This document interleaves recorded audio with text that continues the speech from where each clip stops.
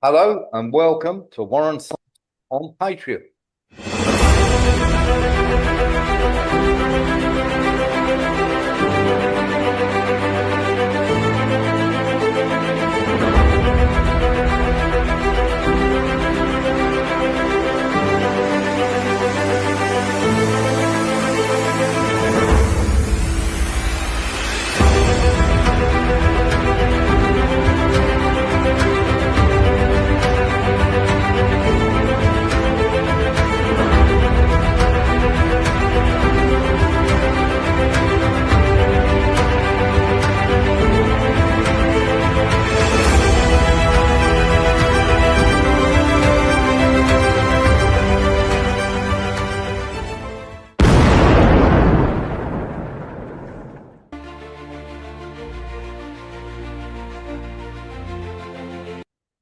Hello and welcome to WarrenThornton.com.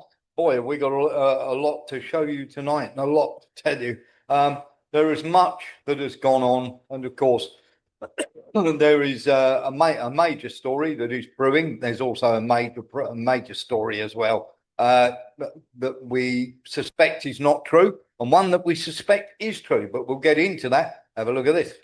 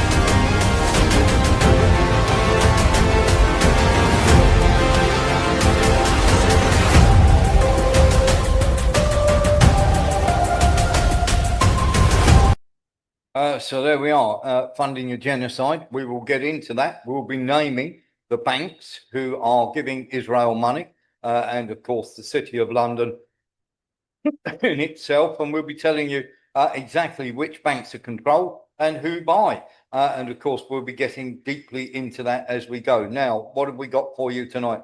Well, we've got a really, really bad story coming out of the US camp in Baghdad, where soldiers could be heard screaming as they were burning, as of course that came under attack. We'll be talking about Trump coming out with absolute nonsense. Chris Wright, the Energy Secretary, coming out with the same thing. We'll be talking about the F-15s, a couple of F-15s that have gone down that nobody is talking about. And of course, the food slaughter centers that have been shut down in Gaza. We'll be showing you a video of the Iraqi drone who had to fly around the US airbase before actually striking. We'll be addressing rumors about Netanyahu. We'll also be talking about General Carney. We'll be talking about what's been taken off from Lakenheath and that we've been party to this war. We'll be talking about the Marines that were only 24 hours ago sailing off Luzon in the Philippines, getting ready to land. We'll be talking about the B-1s, the B-52s. As I say, the City of London, Dubai having almost no air defense whatsoever. We'll be talking about Carg Island, some of the nonsense that's coming out from Trump. We'll be showing northern Israel being lit up by the Iranians and the Negev airbase. We'll be showing you videos of Tel Aviv. We'll be talking about the peace deal. We'll be talking about Mashish Alinejad, Netanyahu, as I said, and some of the nonsense that's gone on with the Fujairah plant. So there is absolutely a ton to get through tonight. Hopefully we'll be joined by Lembit Opik at some point. Sometimes on a Sunday is a little bit slow. I am just going to say one thing here. If you like what we do here, pop across to Warren, go to Patreon, type in Patreon, and then type in Warren Thornton. Come and subscribe, come and have your say, come and listen to the news. Now, the reason I'm saying this is we've been very, very kindly treated by, shall we say, some other people, not so kindly by the Western press, but very, very simply, if you go back over our back catalogue and you want true news, go back over our back catalogue and then challenge me on anything that we've said on this programme that you think that isn't true or might not be true. We have a massive, massive, shall we say, reputation for getting things right here. I'm just going to get Lembit Opik into the chat. I'm going to promote him now. Lembit, obviously the former MP and all-round good egg. And of course, we'll have him with us any second now, who regularly appears on Sunday night with the. I don't think they're coming to get me, no. But there are Marines that are off, very simply, off there. And of course, they might well be trying for Carg Island. And if they are, good luck to them, because I think that would be an absolutely absurd and very stupid thing to do. Carg Island is still up and running, by the way. So just in case you didn't know. So while we're waiting for Lembit to get sorted, because he's probably only just got back, we're going to get into a couple of things here. And the very first thing we want to do is address the nonsense surrounding that Keir Starmer didn't know. Good evening, Lembit. How are you? Greetings, and sorry about last week. I was in a war zone. You I was in Cyprus. You were. And very, very simply, we'll be talking a little bit about Cyprus tonight. Lovely to have you with us, as always. And of course, we have to address now our friends, shall we say, in Whitehall, and we have quite a few of those who feed us some very good information. And as I say, if you want to know what's really going on, come across to Patreon. So just sign up to Warren Thornton. Go through our back catalogue. We tell the truth here. Not propaganda. Very, very simply, we were told ages ago that Keir Starmer was responsible for the appointment of Peter Mandelson, that we told you that he knew. We'd had this from Whitehall sources. It now turns out that Whitehall have thrown him under the bus. They have said that Keir Starmer not only knew that Peter Mandelson was a risk, they also knew that, of course, he was still friends with Epstein, and under no circumstances should he be appointed to any government position. Now, they briefed Keir Starmer on this personally. So they are throwing him under the bus. There is a leak that's gone on, and we're going to show you exactly why that has gone on. And then we're going to ask Lembit for his thought. So this is one of the reasons why Keir Starmer, Peter Mandelson, and Jeffrey Epstein, you will remember last night, we actually showed you the list, the proper list from our sources that allowed you to see which people have been having sex, which people hadn't been, and which people were trying to cover up the Epstein files. Well, we've got this for you. Have a look. It's about 4 or 5 minutes long. Please watch very carefully, because there are questions afterwards. Hello. Let's have a look at Keir Starmer, Peter Mandelson, and of course, Jeffrey Epstein, and all their links to Israel.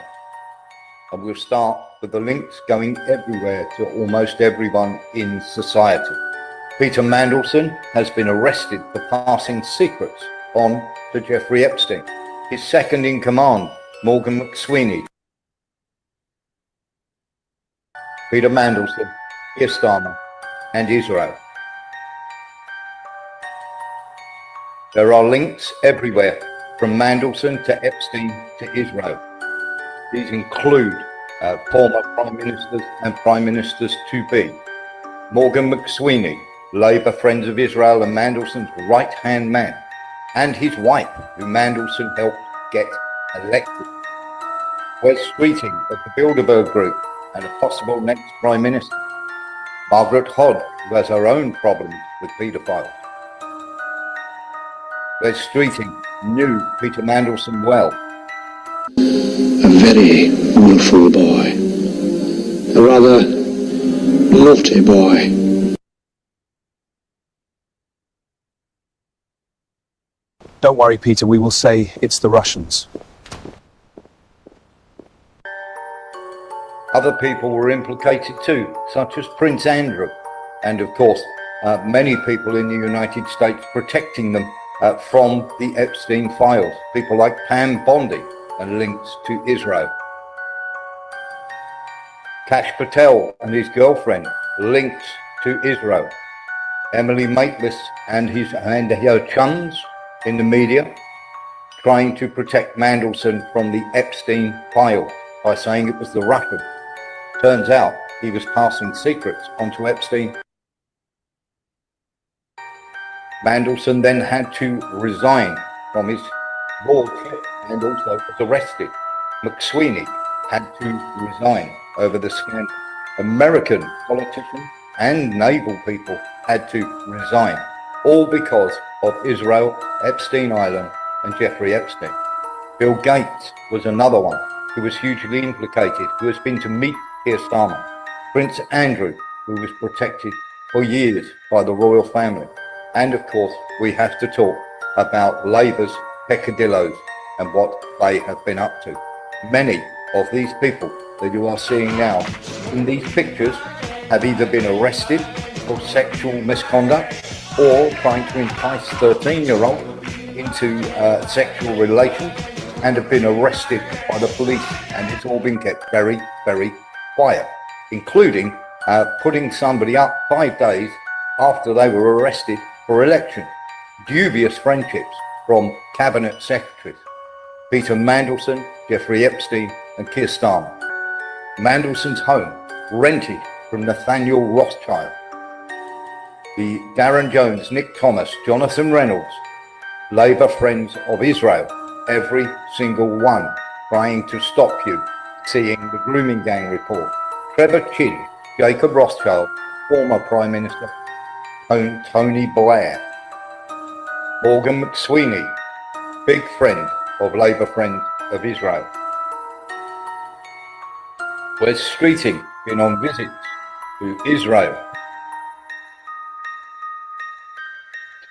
And of course, Palantir, whose owner, Peter Thiel, wrapped up with Mandelson. Labour councillors on Labour Friends of Israel trips. And of course, Keir Starmer, who has his own links with Jeffrey Epstein and Peter Mandelson.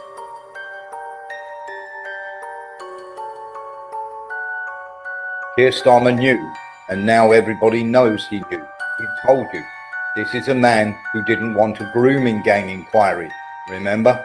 Why would Israel not want a grooming gang inquiry full of Muslims and convicted paedophiles? Would it be because they're funding the Labour Party and half the people who have peccadillos in that area? Is that why Israel don't want that? Is that why there was no grooming gang inquiry? Man sells his soul to the devil. It all ends in tears. These arrangements usually do.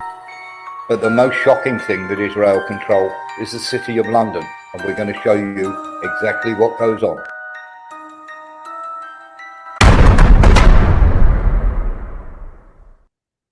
So there we are. That was just a short video showing the Labour Friends of Israel and all the links that go on there. Did it shock you at all, Emmett? I know we talked about it all the time, and we said that it's almost impossible for him not to know. Now it's actually out there legally and officially. Keir Starmer knew all about Mandelson's appointment. In fact, he was warned not to appoint it. Yes, a couple of questions there. I'll answer yours if you answer this first. Yeah. You said that Keir Starmer had his own links with Jeffrey Epstein. Do you know that? Through Peter Mandelson, yes. Okay, fine. Okay, I understand. Now to answer your question. None of it really surprises me because your intuitions are usually right in life. And even though the mainstream media repeatedly say, of course, being in the files is no evidence of wrongdoing, how many times do you have to hear that before you end up asking this innocent question? Okay, let's see everything. Let's see everything. Not just the names of the victims, the unredacted names of everybody else in it. Why, if these people have done nothing wrong, if there's no evidence of wrongdoing, why can't we see the names? It's a contradiction, Warren. It's a contradiction. I've met some people who are paedophiles. I knew Hugh Edwards. I've worked with him. I've no reason to conceal it because I happen to not be involved in his activities. I can give you and a character assessment of him, but it doesn't bother me. I've been on television with him. I wouldn't want Yeah. my name redacted from the interviews that I've done. I've only been in the presence of Jimmy Savile one time. It was horrendous, bad karma.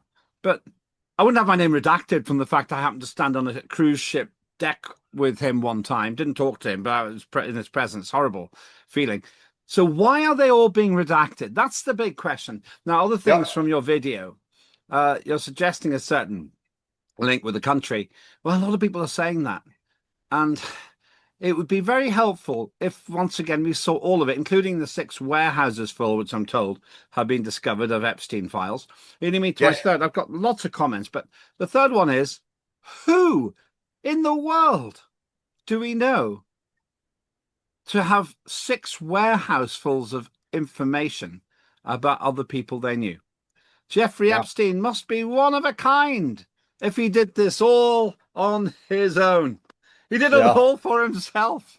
Yeah, and his mystery absolutely. billions came from some mystery, brilliant business ability. His Lolita Express private jets, a Boeing 727. Now that's like a 200-seater triple-engined passenger plane. It all came from his brilliant business prowess.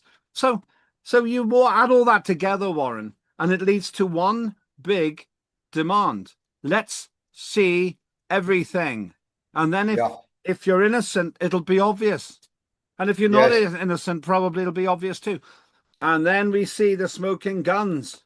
And then we maybe see the links. And that ties into the inference of your video.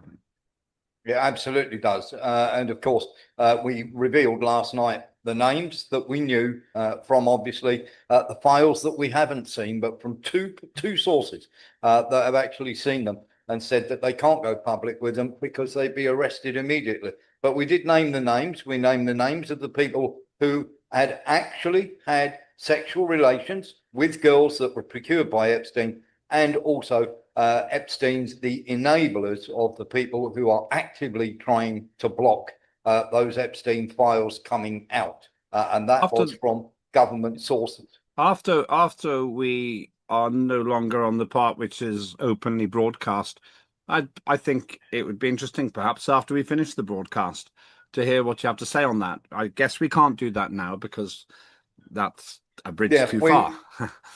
We did name them on our Patreon wall, but exactly. We will go on afterwards, and we will have a chat about the people, because I have the entire list. There's 42 people that have had sexual relations, and we're more than happy to put that out there because we know it to be true, and we challenge any one of those that we name to come forward and tell us we're lying.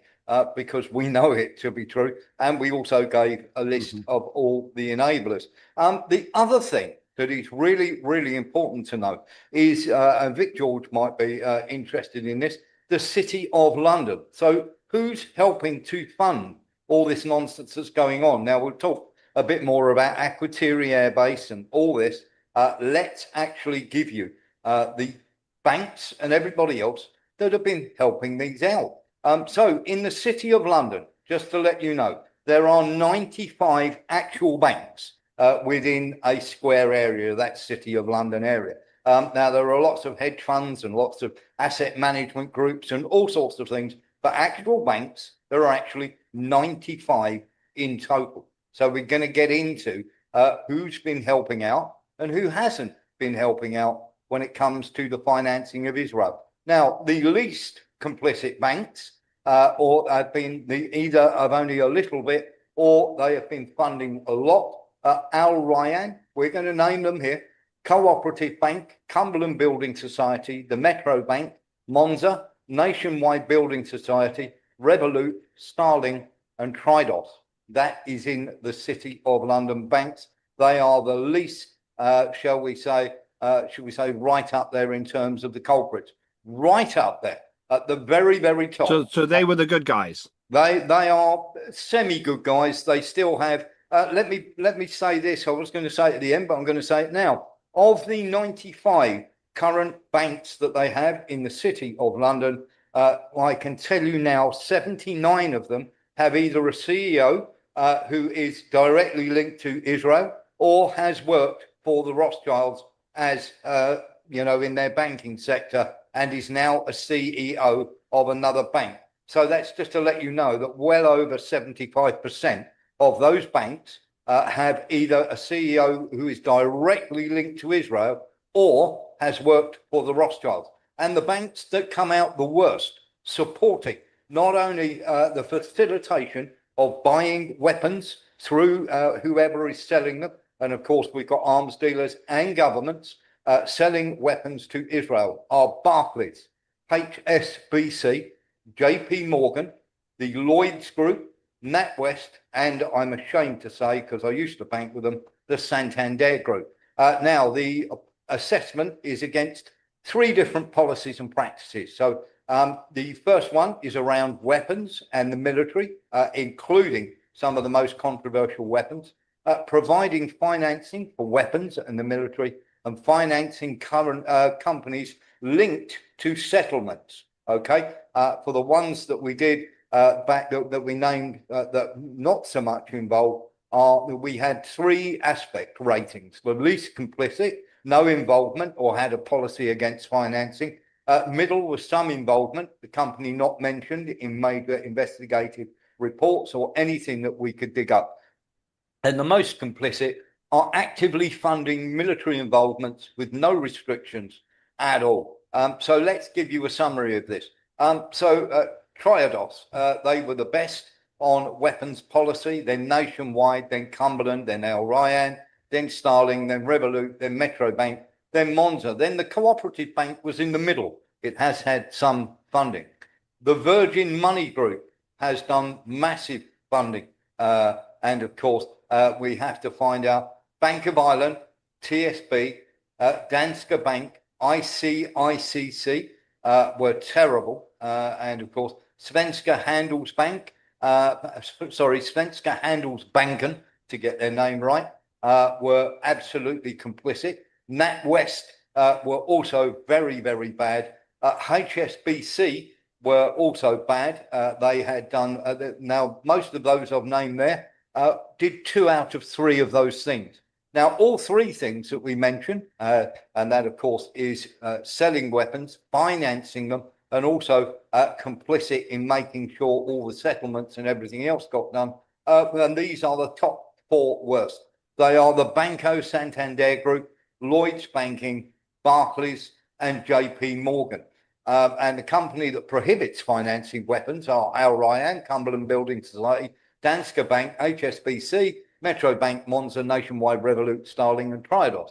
Some restrictions, I'll just co-op and NatWest, no or very limited restrictions on financing weapons militarily, and without doubt the most controversial are Banco Santander, Bank of Ireland, Barclays, ICICI, JP Morgan, Lloyds Banking Group, Svenska Handelsbank, TSB, and Virgin Money.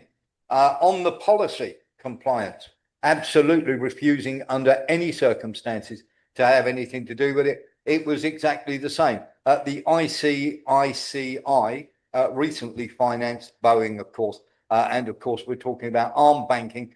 These are people who have not only given money, should we say, to various people carrying out weapons deals, but also, should we say, that have been complicit in funding Israel to do with the bombing of Gaza and now Iran. The ICICI recently financed Airbnb and Bookings Holding and the TSB.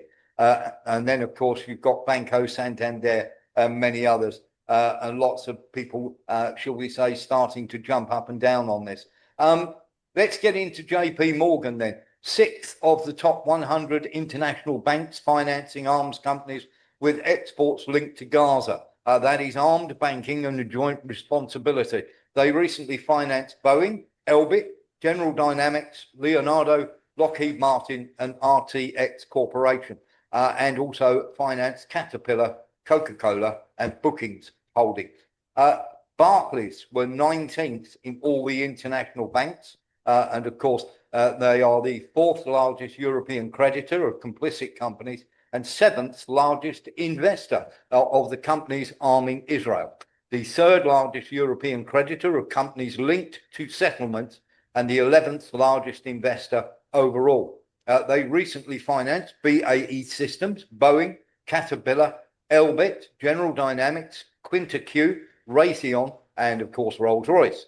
The Banco Santander are 36th at the top of the 100 international banks. They are the 7th largest European creditor of complicit companies and recently financed Boeing, Leonardo, and Rolls-Royce.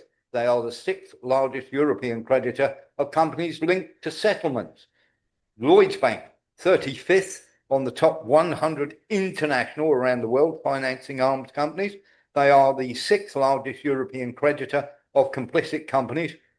They have financed Boeing, General Dynamics, Lockheed Martin, and Rolls-Royce. And HSBC, we're going to go through these. HSBC, 45th of the international banks. They are the 13th largest European creditor, and they've invested in Boeing, General Dynamics, Leonardo, Lockheed Martin, and RTX Corporation, which are a particularly nasty company. NatWest was 75th out of the 100, and they are the 18th largest European creditor, financing only Leonardo and Rolls-Royce, and are the 20th largest European creditor of companies linked to settlements. Danske Bank, the 15th largest European creditor of companies linked to settlements, and the 39th largest investor. And finally, the Svenska Handelsbanken, 31st largest European creditor of companies linked to settlements, and the 19th largest investor in companies that sell weapons of mass destruction. Lembe. It's impossible to process all of that. But the answer to represent the banks would be, we're not here to make moral judgments. We're here to make money. Yeah. And we're not doing anything illegal, they would say. So frankly, go and invest in your money with companies that don't look after your money so well.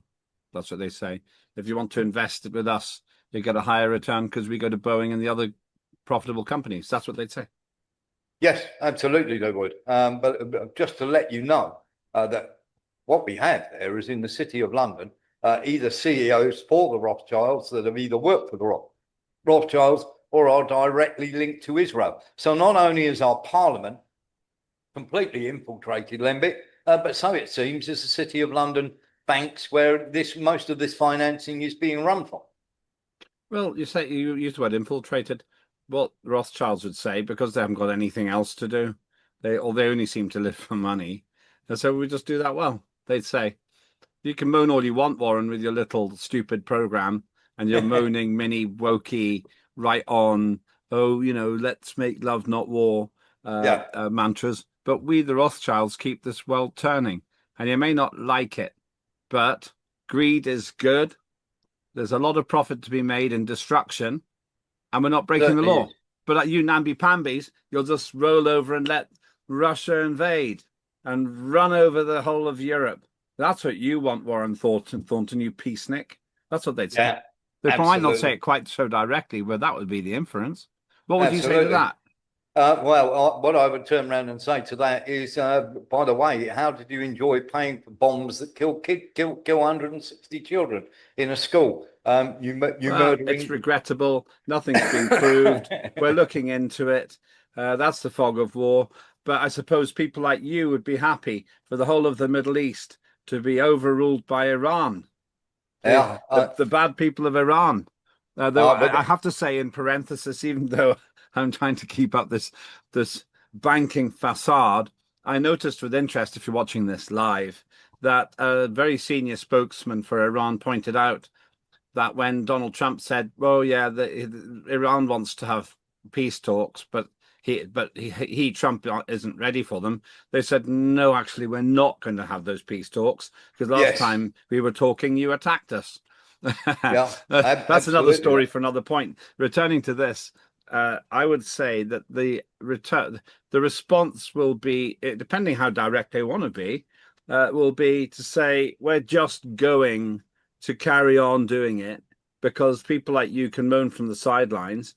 But frankly, if you want a decent pension, we've got to put the money in the most profitable returns. And we're not a charity, and we're not a church, and we're not ideologically motivated to to bite our fingernails and say, "Oh, is this lot going to be bad?" But that's what they'd say.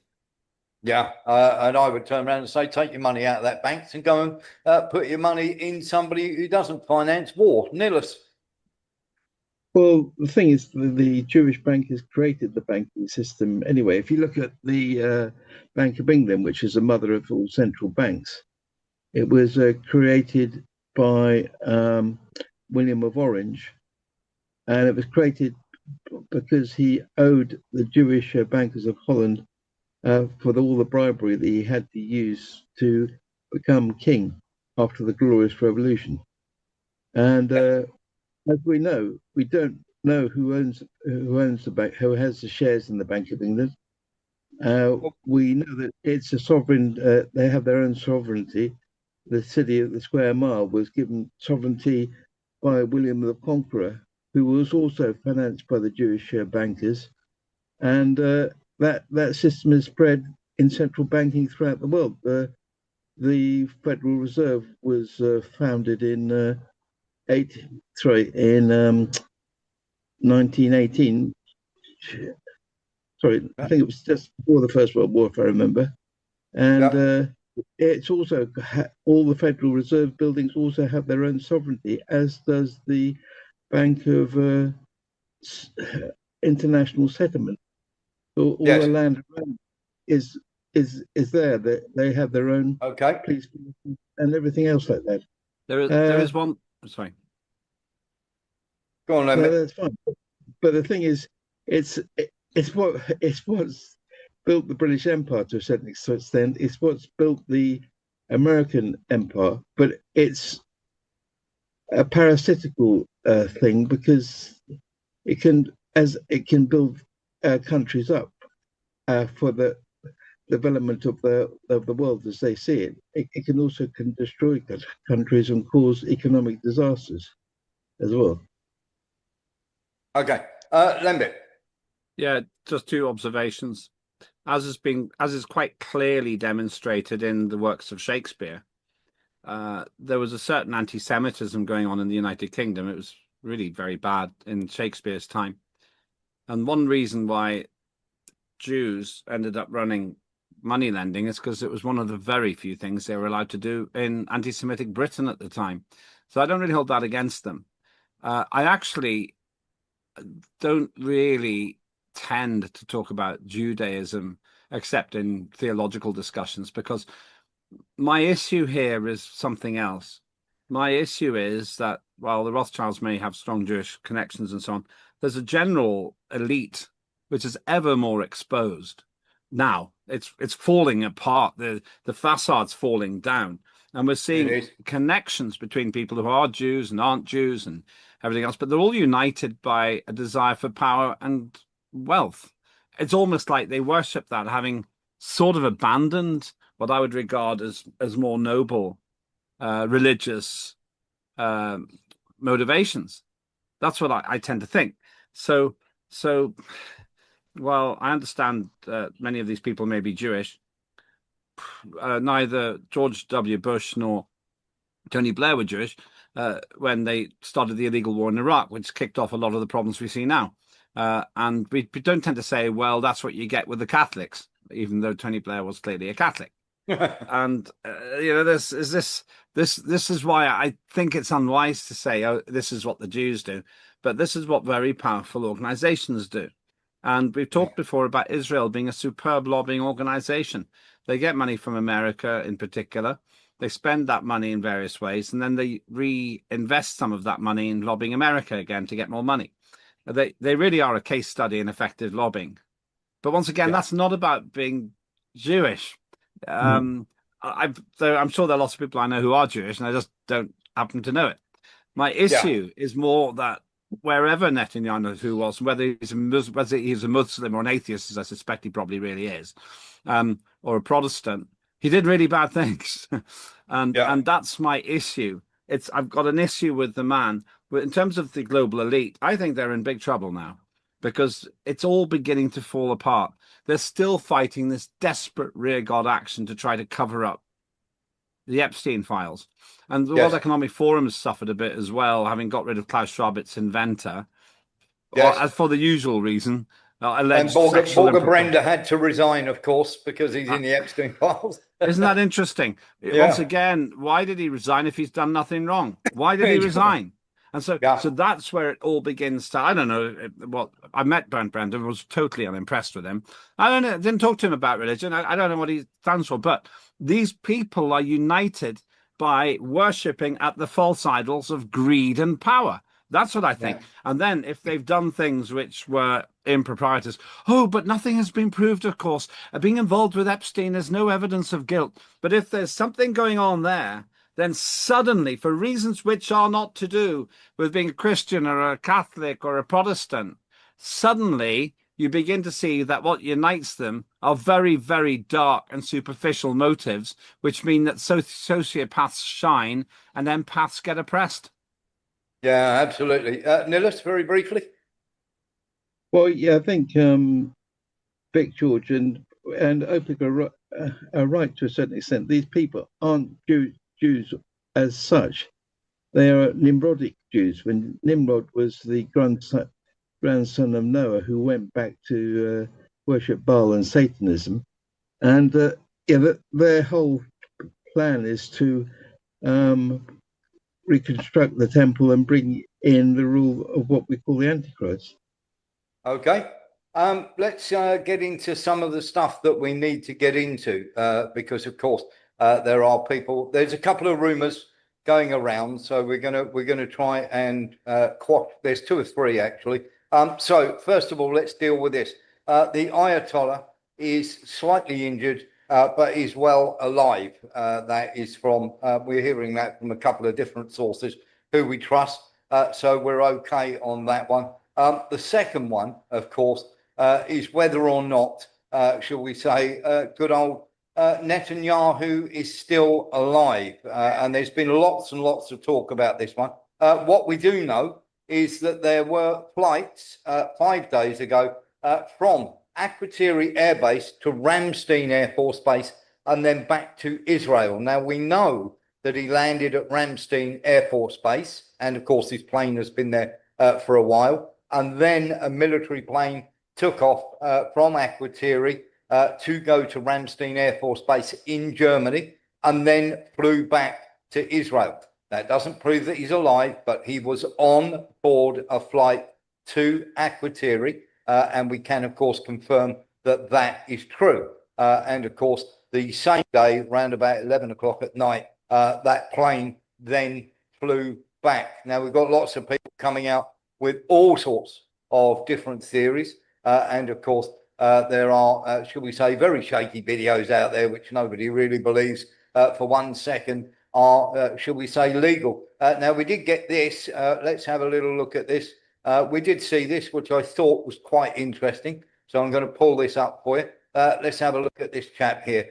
Here we go. Let me see if I can just square that away for you. And we'll get into it. To Kabak, he goes by @KTurk_1905 1919 over on X, and he says Netanyahu died on March 11th in a hospital in Germany. May he have abundant fire. I think that means may he burn in hell for all of eternity. I think at least that's what I'm hoping. Journalist speech translates into, according to my source, the shelters where Benjamin Netanyahu was hiding was hit by a Fatima missile from Iran on March 2nd. He was then put in an artificial coma, and they wanted to get him out of the country. But when they asked European countries for help, they all said, no thanks. Only Germany accepted him.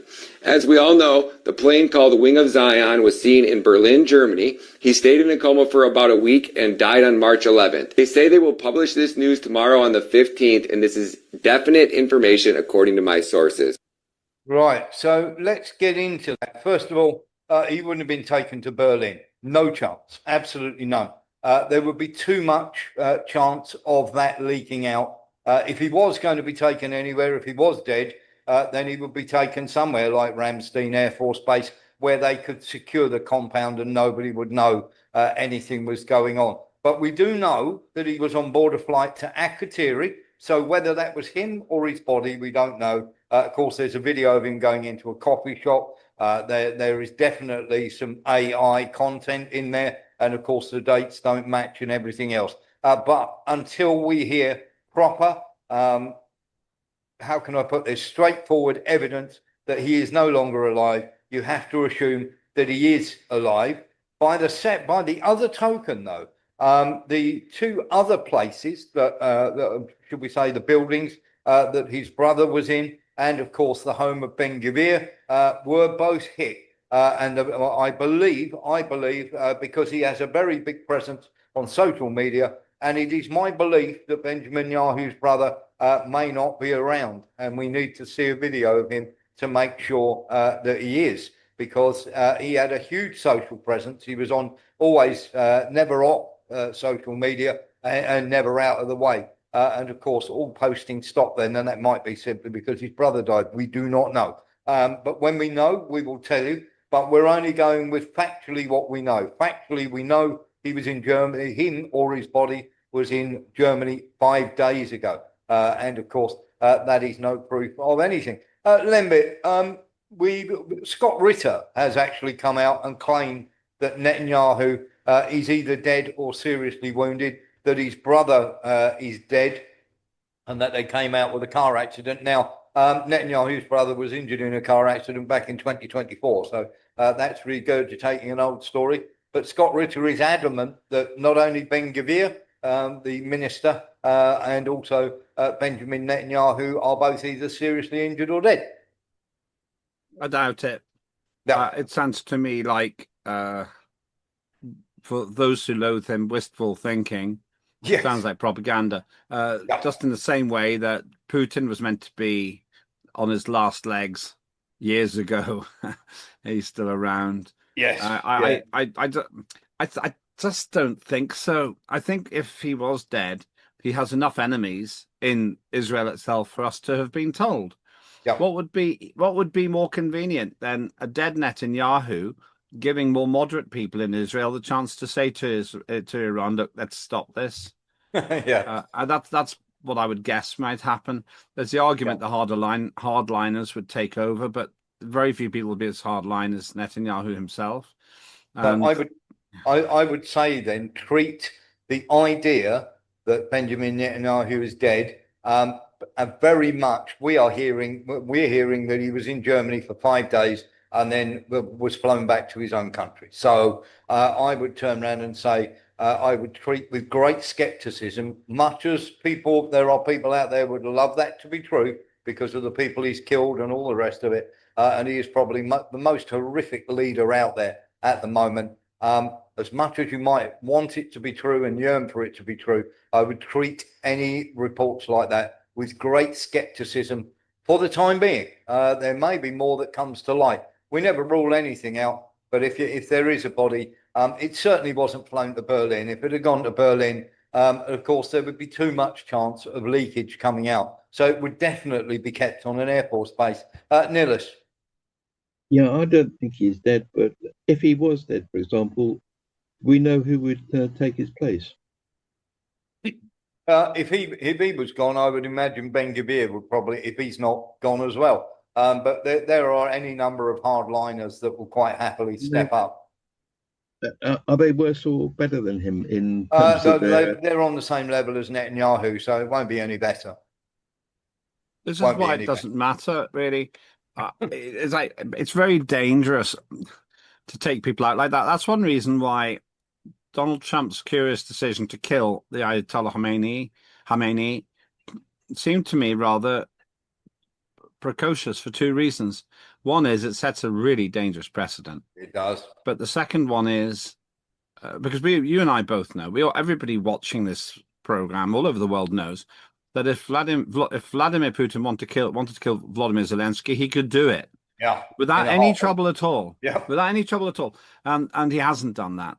Because there are good strategic reasons to keep the chief negotiators in position. There are very good reasons for doing that. You create chaos and unpredictable results if you start killing the leaders. Second thing is that you don't know what. Well, that's the first thing. The second thing is you hear these stories so much, but it's almost impossible to conceal the death of a leader. Because somebody nearby will say so. Death of Stalin wasn't concealed well. and even though there was a great terror in the Soviet Union at the time, and the Queen's death, it went like wildfire across the country before it was officially announced in the United It Kingdom. did. QE to Queen Elizabeth II. So I don't tend to categorize this as particularly useful information. I tend to regard it as gossip because it Yeah. doesn't change the fundamental problem. Fundamental problem is that the whole of the Middle East has been destabilized, probably by an initiative led by Israel and followed by America, for all the reasons we've discussed in your show before. And they're in a quagmire now. And maybe we'll talk about the problems facing the allies, if you want to use an old World War II phrase. Yes. But whether Netanyahu's alive or not is only relevant if there's a change in political course. That's more Yeah. likely to come from Washington lighting the fuse and running away. Let's get on to a rumor that has much more chance of being true than Netanyahu being dead. This is Carney, who is the leader of something called Quds, which is, of course, the Iranian secret state police. Now, there are rumors are going around, very, very strong rumors, that, of course, he has been arrested and is that they will, of course, execute him for the simple fact that they are starting to put two and two together. Now, there are unconfirmed reports, but they are, shall we say, from good sources who claim very simply that this guy was passing information to Israel on 5 of the occasions when people have died, including the Ayatollah. He has been seen leaving the building just before these strikes happened, literally about 10 minutes before these strikes happened, on at least 5 occasions. And of course, they were tracking his phone signals, and apparently the Russians and the Chinese gave a helping hand here. And it does, on the face of normal reports, seem as though he was passing secrets or whereabouts of where people were. This is why Israel and America's idea of where to kill people sort of came from. On every single one of these strikes, he has been placed not only at that building, but of course, on 5 or 6 occasions, he has been shown to walk away within 10 minutes of that building being, and 10 minutes after that building being hit. Now, that's either extraordinarily fortuitous, Lembit, or there's something to this. And of course, they have been tracking people inside Iran who have been giving away sort of state secrets. So if this is true, they're going to execute him without any shadow of a doubt. Oh, we've lost. I'd imagine so. No, I'm here. Yeah, sorry, I don't know what happened there. I imagine so. I'll leave it to the people who've got the data. I do say with some amusement that the FBI have investigated me at least twice. I've been told this because they had to tell me afterwards. I still don't really know why. I'm very fond of America, actually. My father was a nuclear physicist and he worked in Oak Ridge, Tennessee. For those who know nuclear weapons development history, there was a nuclear facility there which produced an awful lot of the enriched uranium, the same kind of stuff that the United States and others terrified Iran's trying to create. Or distill, if you like, to weapons grade material. So my father was a nuclear physicist in Oak Ridge, Tennessee. I go there quite often. I'm very fond of America. I think that it's easy to damn America, but really the World War II would have been lost had it not been for them. And then they spent a huge amount of money rebuilding Europe, partly out of self-interest, but there was a degree of altruism in it too. So I don't really mind too much if they're spying on me. And there's somebody I speak to, and there's often an echo on the call, and I presume that means it's been listened to as well. So I don't really have an issue, and I'm sure I've been investigated by others as well. I once detained for quite a long time when I was going into Moscow, for like 4 hours. And I had no idea why they were doing that either. I think it was just before the Ukraine conflict kicked off. So maybe they thought I was far more informed than I was. I was there for a completely different reason. So I assume pretty much that everything we do is being spied on. Probably even this show will cause some ticker to go off and some red light to flash and some basement spy center somewhere. So I would say Iran's probably pretty good at this too, and they'll know. And there is something quite obviously involving intelligence here, because they knew where to get the Ayatollah Khamenei, and he clearly is dead. There's no doubt Yeah. about that. Yeah, and of course, there's at least on 5 or 6 other occasions that he's been seen to be leaving buildings sort of 5 or 10. Yeah. Now, you're either the luckiest guy in the world or you're in on it. One other lie that we need or one other rumor that we need to knock on the head. Trump has turned around and said that Iran are calling for a peace deal. Nothing could be further from the truth. Iran are absolutely not. And in fact, our source has turned around and said that they have had no contact whatsoever with America. They are not intending to have any contact either. So hopefully that clears that nonsense up, because they keep saying, oh, they're calling. Something that absolutely is true. The 31st Marine Division has been spotted in a ship, the USS, trying to remember the name of it. I think it's the Arizona. Might be another name of the ship. I do apologise. It is certainly named after a place in Warren. America. Sorry? USS Tripoli. Tripoli, that's it. Thank you very much. I knew it was named after a place. So the USS Tripoli, 24 hours ago, we know was off the coast of Luzon in the Philippines. And on that were 2,500 soldiers. Everybody's saying there's 5,000. There are actually 2,500 plus the ones that are already there. So remember that they've got people in Turkmenistan. They've also got people in the Zangezur corridor ready to go. Now, the rumor is, of course, that they're going to try and attack Karg Island, which is, as you know, and we've shown you, is a tiny little island just off of the coast of Iran. This would be an extremely stupid idea. And of course, they have bombed it. And we'll show you a little something on Karg Island now. They have bombed it, of course, and they said, oh, we're going to do this, we're going to do that, and everything else. Here's Karg Island. And this is the satellite picture of the bombing of Karg Island that you're seeing now.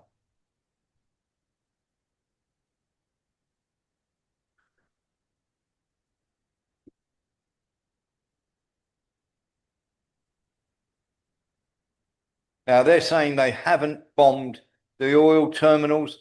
They've just bombed the air defenses. They also say they've taken out 1 or 2 ships. And of course, they have not done that. The ship that they showed on their shall we say, on their video is still pottering around the straits. And of course, the Straits of Hormuz and the tankers and everything else, they are desperately trying to get people to come, shall we say, and do all sorts of crazy things by getting various countries, Lembit.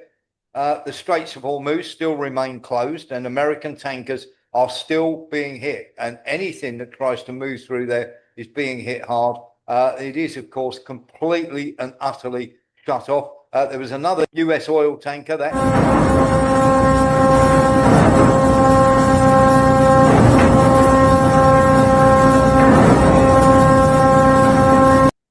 This is now the 15th tanker that's gone up.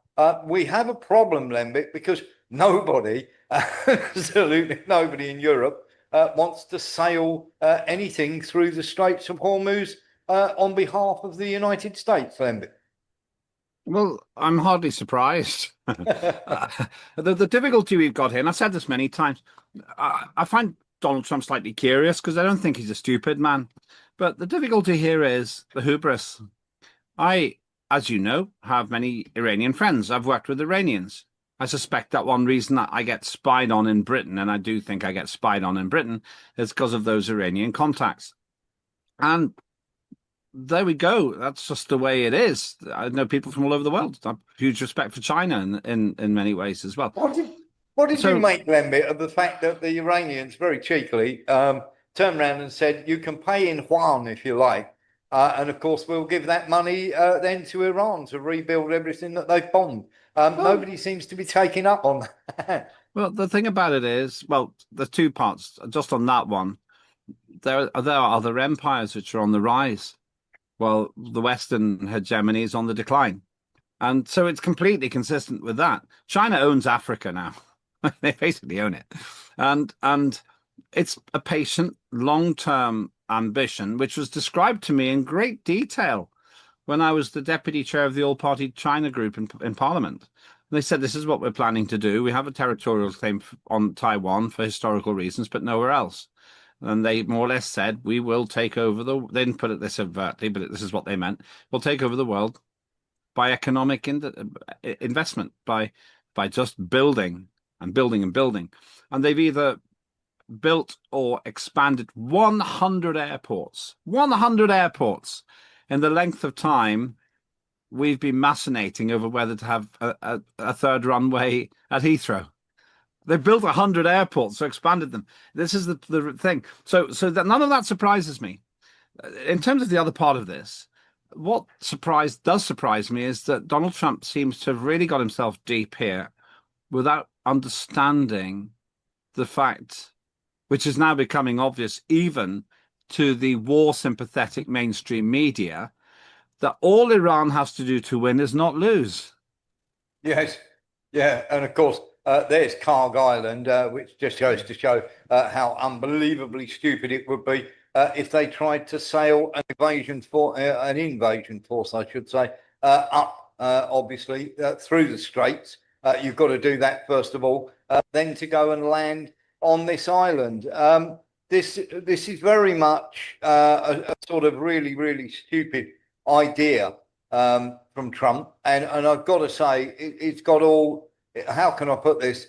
It has got to be one of the most idiotically stupid ideas. And if you didn't know, only one of Iran's 5 operational oil export terminals is located on Carg Island, so it's only one of 5. Not this massive producing thing that everybody keeps saying it is. Now, Kepler, the amount of oil loaded from the tanks and installed on Carg increased by 1.5 times the past month. That means that Iran was quickly emptying Carg's tanks and was prepared for this attack. They'd already got ready for this. They spent 40 years getting ready for it. 40 years. And they've done every scenario. All they've done is say, okay, this is plan C, subsection 2, or D, part 1. One other interesting point. I'm sorry I talked over you. I just don't want to lose this thought.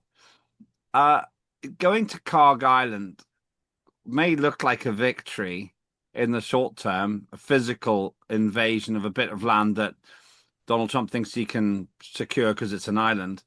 But I suspect it would all if they do try this, it will go down in the same annal of history that includes Gallipoli, Vietnam, Afghanistan, and Custer's Last Stand.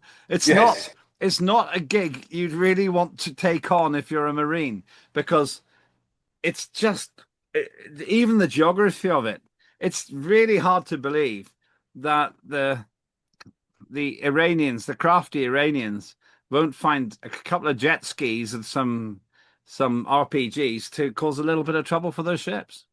Yeah, absolutely. And they've got the fast boats all around there, and they haven't managed to hit any of them. Eric Jones was first, then Nillis. Yeah, it's more like the annals of history, I believe. We'll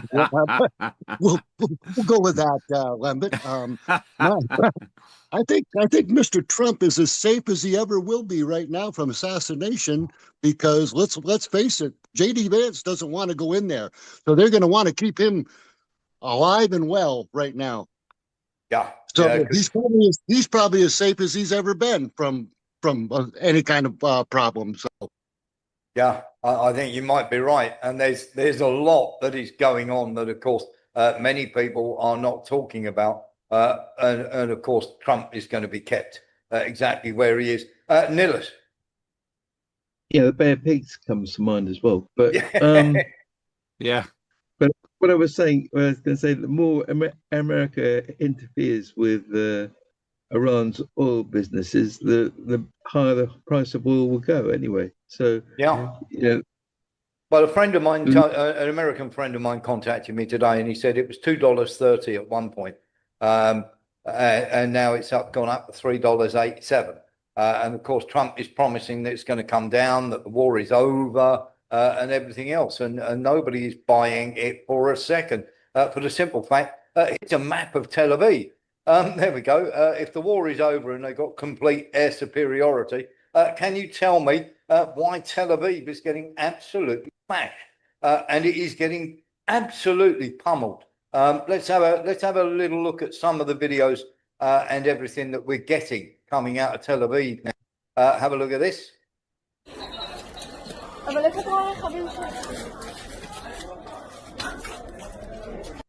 That's one. And of course, that doesn't show anything great, but there's lots of other places that are being hit. We're going to get onto some of the worst ones very shortly. Here's Tel Aviv again.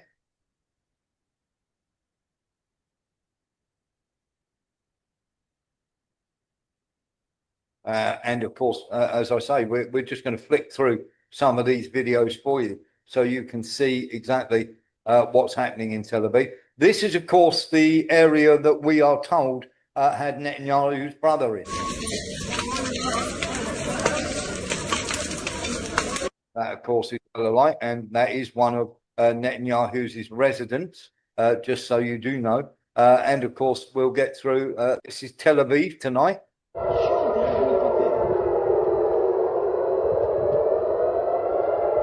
Now, these are cluster munitions coming down. They are like mini hand grenades, basically. It's a bit like letting off 200 hand grenades in one go. We're going to have a little bit more for you.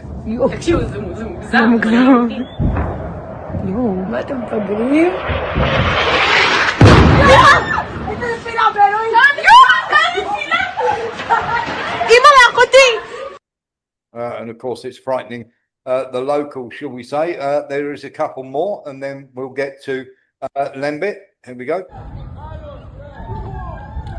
That is what happens when one of these cluster mines comes down. So that's one of them. When it lands in the middle of the road or lands wherever. It is very, very random, and of course they're very, very dangerous. But then Israelis did drop white phosphorus on those areas, and we're going to show some other areas in a bit. But just have a look at this building here on the left that you can see. I'm just circling. Where is this? Where is this? Tel Aviv. This is all Tel Aviv. Okay. Have a look. And that's a cluster, one of those little cluster bombs going off. Now, it doesn't seem very much, but if you get hit by one of those, but Tel Aviv is getting hit all the time. They cannot stop them. Iran have tonight launched the biggest attack that they've ever launched. And of course, they've hit many, should we say, places that America don't want them to hit. And they're getting very, very annoyed about that. And we're going to get on to some of that in a minute. But as you can see, Tel Aviv is lighting up. Everywhere is getting pounded. And of course, many of these cluster munitions are causing, should we say, quite substantial damage. And this is pictures of Tel Aviv tonight. Have a little look. So there are various areas that have been smashed. And they really are. Tel Aviv is taking an awful pounding, as is Tehran. I mean, Tehran's getting absolutely obliterated. But the Iranians are still able to cause extensive damage. Lee Williams. I was just going to add, is it not going to be long before they take the electricity out of that area as well, apparently? Well, they've been trying not to.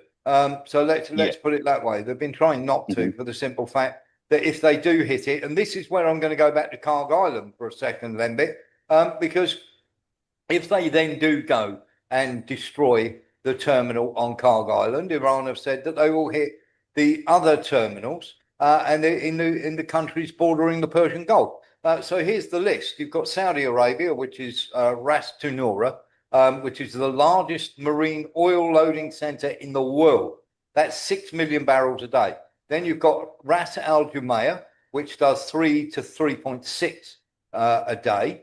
United Arab Emirates, which has got Fujairah, which has multiple docks and is the largest fueling center in the world, one of the largest fueling centers in the region. And it's the site for crude oil and petrochemicals. And of course, they've been hitting the US base there. Qatar have Ras Laffan, which is the largest LNG export facility in the world. Kuwait have got Mina Al Ahmadi, which is the central crude export terminal, and Bahrain with their Sitra terminal sites, which do exports. Now, there were 15 explosions on the island. However, 1 hour after the attack, there was the air defense activity on the island, which straight up debunks the claims that all their air defenses are destroyed there, Lembit. Yes, I go back to what we said before. Iran's been expecting this. Everybody knows that it's an asymmetric war. The Americans and Israelis are very well armed. They're working together. They've got clear military superiority. But Iran has been waiting and planning. Iran is an enormous country. They've got holes in the ground. And not every single person in Iran hates the regime. This is the thing. It's worth remembering that the regime only came into life because of public disquiet and dissatisfaction with the Shah of Iran. This is the point.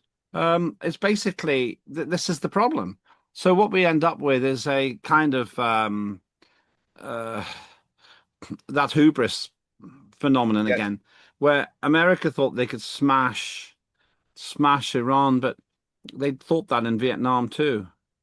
Ho Chi Minh Trail, which was the main route of military supply, and Chu Chi tunnels, which were underground, vast underground complex, big enough for, I think, vehicles to go through. They were never defeated. But the other problem was the hearts and minds. And there will be people in Iran who are saying, no, we're not having this. And maybe neutrals might be more sympathetic to the regime. This is the point. The assumption, which Donald Trump made quite clear, that that the Iranians should rise up and the West will send help. That was a risky assumption, and so far it hasn't proved. At the very least, it hasn't proved an overwhelming desire by the public to overthrow the regime. Yeah, absolutely that. And I'm just going to show you this because if America had this overwhelming, shall we say, air superiority, can you tell me why a drone, an Iraqi drone, can fly around a US airbase in Baghdad without being taken out and cheerfully, very carefully, slowly select its target that it's going to hit? Have a look at this.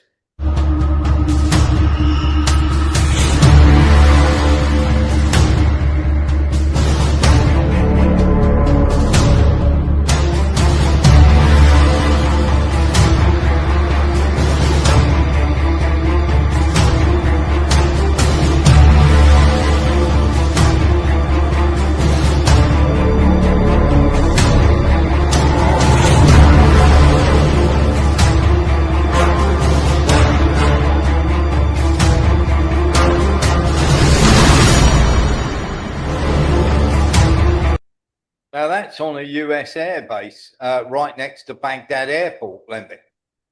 Well, were they actually aiming to break? What did they actually hit?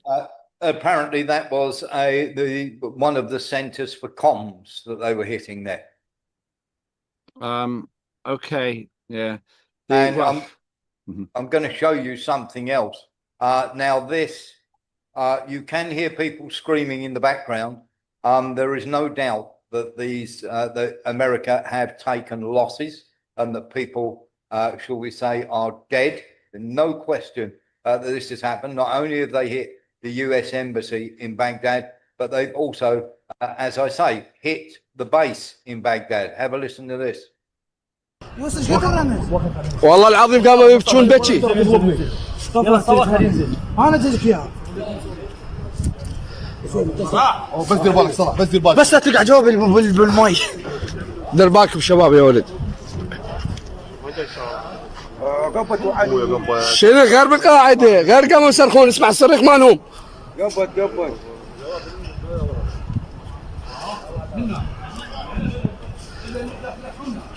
هذا مراسل الجزيره مراسل العربيه كلها صاعده هي كلها صاعده هنا.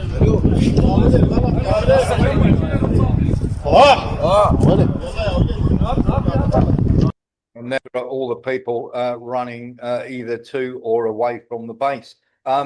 Lembit, there's no question. We know that American soldiers are dead in that strike. Iran? It is in Iraq.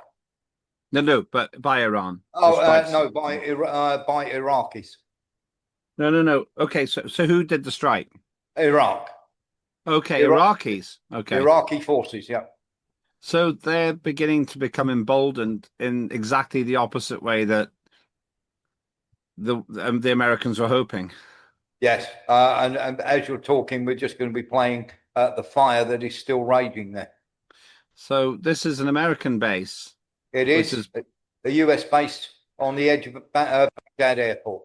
Well, this is what I've been expecting, that in the asymmetric warfare environment we would have been discussing, that you'll get individuals and people on motorbikes chucking stuff over walls, an RPG, hide that in the back of a pickup truck, and do things nearby these places. You cannot possibly put a security cordon across the whole of the Middle East. And the other thing is this low budget drone warfare phenomenon, where Iran supposedly can actually produce more drones than it can use, or than it needs. It hasn't really been deteriorated in terms of the total loss system they're using, but they inundate the system with Patriots at $3 million a pop, taking out $7,000 drones. And eventually you run out because the Patriots are complicated, and these drones are the kind of thing I could probably build in my shed. Yeah, absolutely that. And just before we let anybody in, we're just going to say that we are absolutely certain that these people are, should we say, not only getting pummeled, but this is the Baghdad, the US Embassy in Baghdad, which of course had a comms center on top of it, and has been smashed by another Iraqi drone.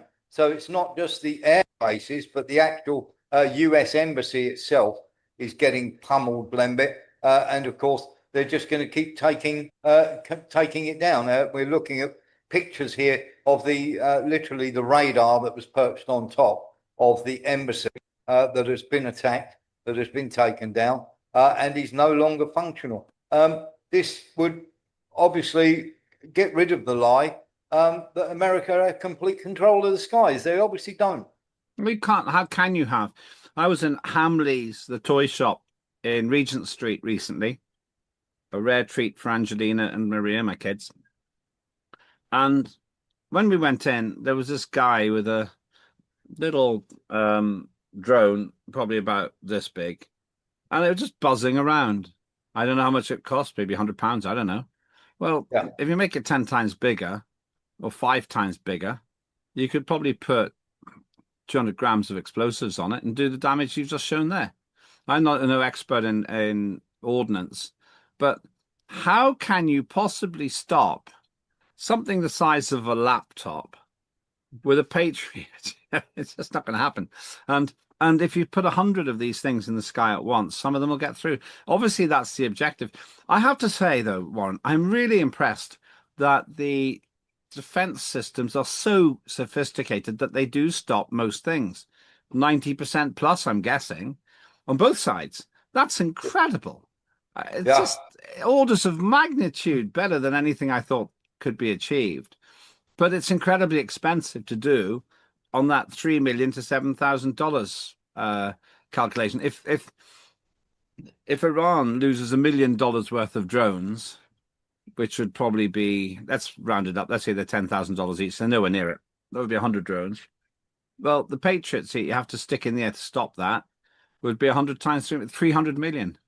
It's like 300 to 1 or more in terms of cost. And eventually, I've said this for years, maybe decades, that future wars will not be fought on the basis of human attrition. It'll be fought on the basis of economic attrition. I actually think we're there now. I think that despite the absolutely unforgivable killing of 170 or so children in a small little dirt poor outpost of I assume not very wealthy village somewhere in Iran. Yeah. On the whole, the death toll is comparatively low compared to the Blitz, for example, or Yeah. of Vietnam. So I actually think we're already in a situation Give where, it time. well, individual deaths, well, okay, I hope you're wrong, but individual deaths are outweighed by the economic damage. Now, the exception to that, of course, is Ukraine. In Ukraine, the Ukrainian side is just creating a slaughterhouse of its own people. So they're still in First World War trench warfare. But this sophisticated operation seems to be different. Yeah. We've got Nillis and Eric Jones. Yeah, what I was wondering about, you know, that satellite, sorry, the drone footage you showed us. Yes. Would that have to be relayed back via satellite? The actual picture? Yeah, if they've got a camera on it, yeah, absolutely. And what? So it must be they must be using either Russian or Chinese satellites then. Yes. Yeah, the Chinese are still giving the Chinese are still mapping absolutely everything for them. This is why they were able to find this is why they're able to hit things with such good targeting. And we've got some more videos of that coming up. Eric Jones. Yeah, Lambert. In the first some previous shows, Warren showed where they had 200 underground drone factories around. So they're pumping these things out like no tomorrow. So if you can imagine what a land invasion is going to look like for those poor bastards when they unleash those drones, I mean, it's going to be mass bedlam. Yeah. Do you know what I regret? What I really regret is I love aviation. I would two things make me sad. When I see perfectly serviceable aircraft, classic aircraft often, being destroyed, just as an aficionado, I grieve for the damage. Now, that doesn't diminish the human toll.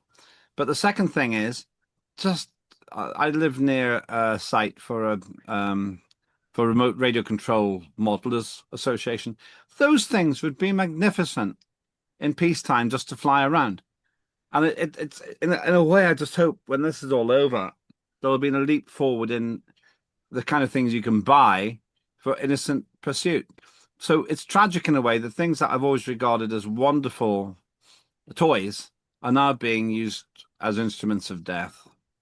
Yeah, totally agree with you. And of course, what we're showing you at the moment, of course, is some of these places, these oil refineries like Fujairah, that are actually being smashed to pieces still. And of course, we've got the Lausanne refinery in Iraq. Have a look at this. There's a lot of damage because, of course, the Americans have placed a lot of their forces and their, shall we say, secret people, CIA and operatives inside Iraq. So this is why they're getting absolutely massacred at the moment. They're being, of course, whoever is helping them, and we know who is helping them, they are able to target these places. They're able to hit it, no problem whatsoever. Negev Air Base has also been hit. Let's have a look at this.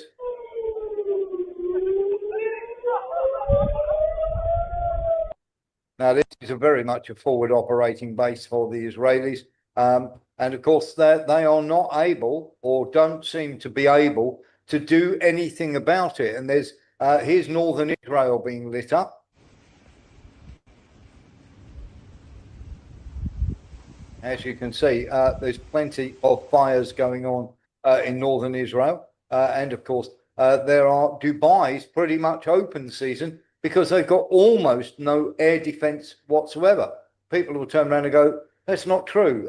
And literally, you'll be told that this is not so. It's not happening. This is Dubai today.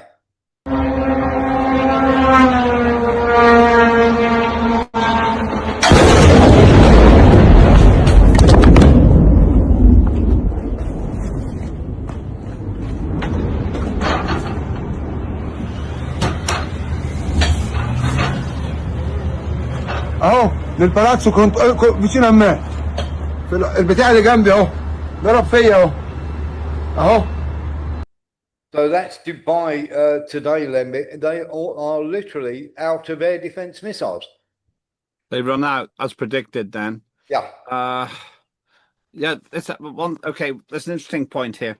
Iran's apologized to its neighbors for doing this. It says it hasn't been aiming to hit residential areas. What's your take on that? Well, my take on this is very simply, you've got American air bases there, and they have said we will not launch against anyone whatsoever as long as they are not launching American sorties from their bases in their country. So, in other words, if you stop America launching sorties from Iran or Bahrain or UAE into our country, then we will stop attacking you. And there's a couple of countries that have done that, but UAE and various others have not taken a blind bit of notice because, of course, the Americans are pretty much in charge there. Okay, so that is actually fairly intelligent from the Iranian point of view. Yep. Because they're saying this is going to hurt, but unless you stop hurting us. Yeah, Very difficult though, because I can't see how the UAE or its mates in the area can resist America. It's very difficult because I've been to the United Arab Emirates many times, Dubai. It's not my favorite place, but No. it's I've regarded it as totally safe. A girl in her teens or 20s can walk through the middle of Dubai center at 3 a.m. and she will not be touched. She'll be totally safe. And there's not much alcohol readily available. You can drink, it's not illegal, but it's not easy and it's expensive. And they have produced a society which is in many ways really agreeable. And it doesn't seem to massively persecute. Obviously, there are some tales of behavior towards women, sometimes working girls, who end up in a bad place. But by and large, it's a place I've never been afraid to walk around day or night. And it's very service orientated. There are hundreds of thousands of refugees, i.e. wealthy Brits who have moved there. The expat community is enormous. And they're there because you can get rich, you don't get taxed to pieces, and it's a land of opportunity. One of the best airports to go through anywhere in the world, in my view, is Dubai. They've got 2 airports now. So there are all these positive things, but they do depend on a good relationship with America. But then they're also a place that have a good relationship with Russia. UAE just seems to be a place that doesn't need an army because it really hasn't got any enemies. And unfortunately, they've ended up as collateral damage because Iran in extremis is more or less saying it's nothing personal, but we really got to twist your tail here because this is and I will almost never use this word because it's so obvious, but this is an existential crisis for Iran. And that's why the situation is so intense. And the same goes for some of the other neighbors. I mean, Qatar is going, what have we done to deserve this? Well, this is not us.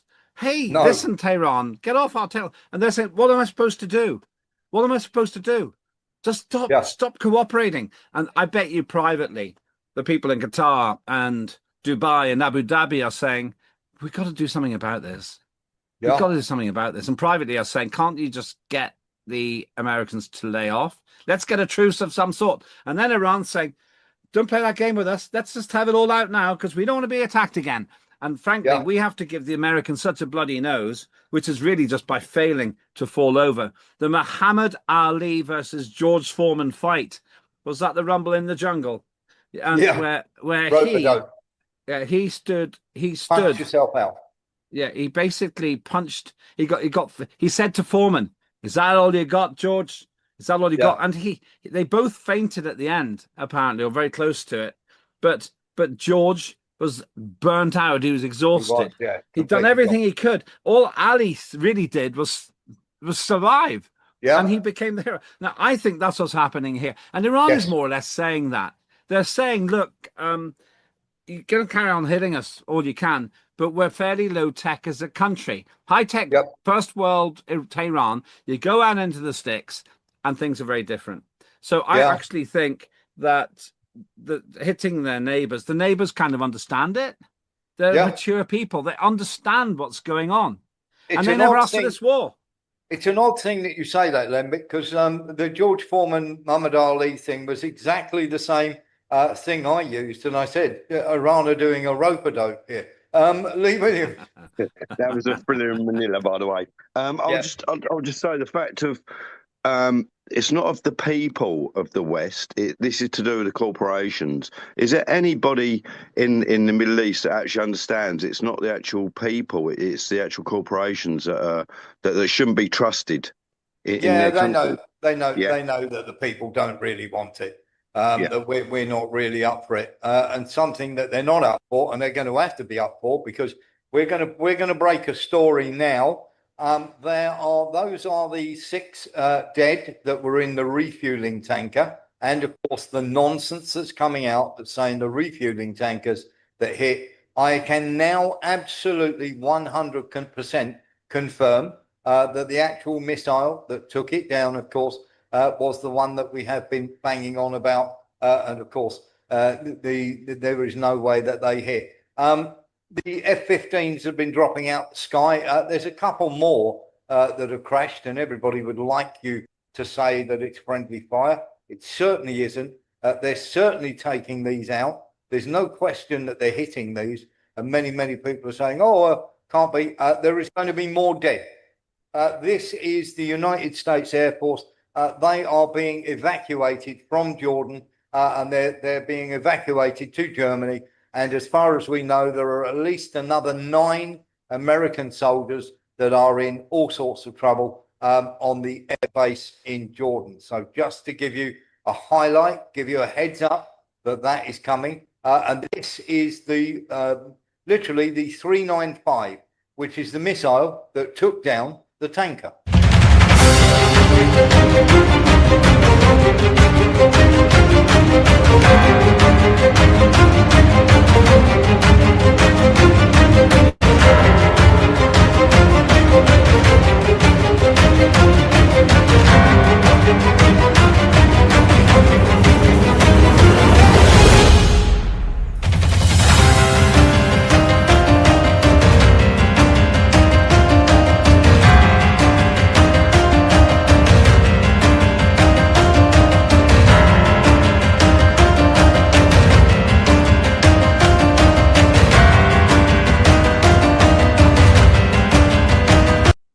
And as you can see, they've got a lot of them. Sean Murphy.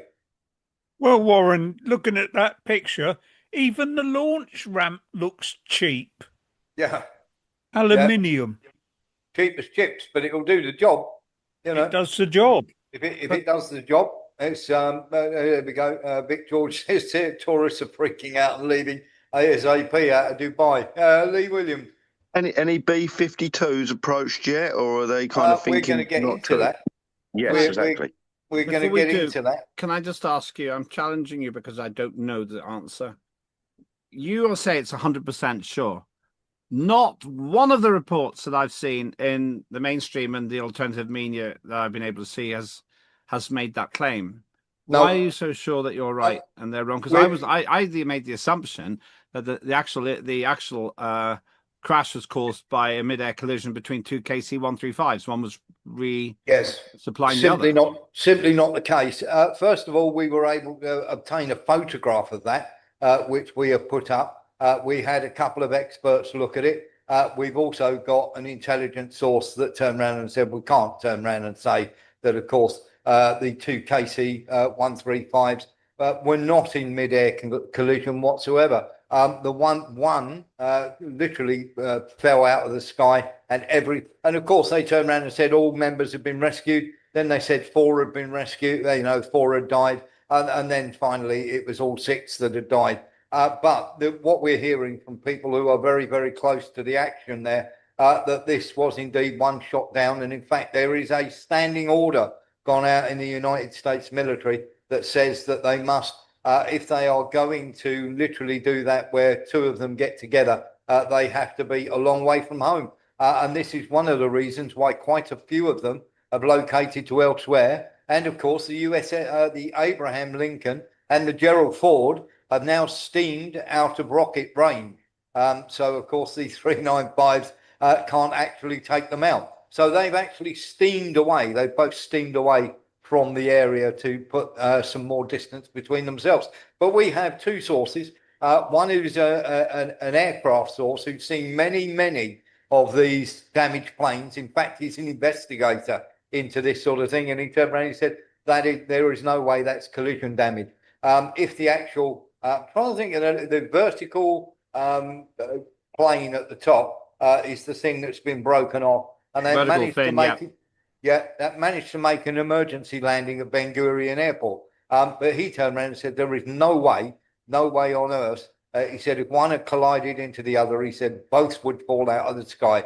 He said that the chances of that happening, he said, are 1 in a million of two planes colliding and one of them still being able to make it back. There are some cases of that, but they are very rare. It seems very to me, rare. Based on what you're saying, I'm as you know, I've been keen aviator and You are, by aviation since I was 5. So I've got to have the pilot's license and everything else, fully qualified pilot. And it seemed to me improbable at the time, because essentially that would have required the other 707, that was a KC-135, same aircraft really, which is huge. Like it's bigger than an A320, bigger than the kind of thing you go to Torremolinos in. It would be being required for it to be 150 feet too far forward, like 50 to 80 meters too far forward, because it would have had to bash the back of its fin somehow into the 70s and the other KC-135. And I don't understand how that would have even caused the first one to crash, because in terms of momentum, the fin is more brittle than the tailplane, than the rear bit of the aircraft, known as a fuselage.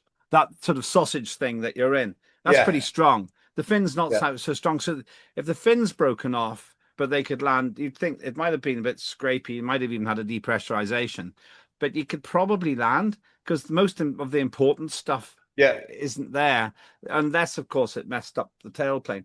That's first thing. The other thing is, as you probably know, I'm not sure if you are aware of this. He said it was shrapnel, Lembic. He said it was shrapnel. Well, that's what I would have said. The other thing is more like if one of them has been struck, you've suddenly got bits of metal flying back, and one of the bits of metal could have just taken that off on the way back. Yeah, the vertical that would have been much more likely. Yeah, vertical stabilizer. And he turned around and he said, that is not consistent with a collision. He said, if you've got a collision, he turned around and he said, no, he said 99% of the time, he said, and I've done thousands of these, because he's the guy who keeps an eye in the sky for us, and he's actually a crash investigator. And he said, he looked at it straight away and went, that's nonsense. And then we got a confirmed report from our American source as well that confirmed exactly what he has said, that there was no mid-air collision at all. Okay, one other thing, incidentally, Iran, I don't know if you know this, you probably do. If not, this is big news. Five of these tankers have apparently been damaged in, is it the Prince Sultan Air Base in Saudi Arabia? Did you know that? 5 of them. Now that's tens of millions, hundreds of millions of pounds worth of damage potentially. It is. And they're trying to say that only a few of them have been damaged, but we know for a fact that at least 4 will need repair and the other 3 have suffered minor damage. So there was 7 in there in all. And as I say, they've not all been knocked out, but they will need repair. They're not going to be able to fly. So that would tell you something. It certainly would tell you something. It's interesting. Because that's serious damage. I always grieve. These aircraft are based on Boeing 707s. Boeing 707 really introduced the jet age for many people, and they're probably pretty old bodies. The aircraft. I'm sad about it. The way that when Russia bashed up the AN-225 Antonov, the biggest aircraft ever built, I just felt sad. That and Spruce Goose, which is Howard Hughes' thing. So I'm sad about it from a nostalgic point of view, basically. Yeah. But can I ask you? Yeah. I need to ask you a question then. If go on. You have a neighbour, and of course your brother comes round and he says, I want to get all the ammo from the top of your loft and I want to load it here, then I'm going to march down the road and I'm going to shoot the neighbour through the head.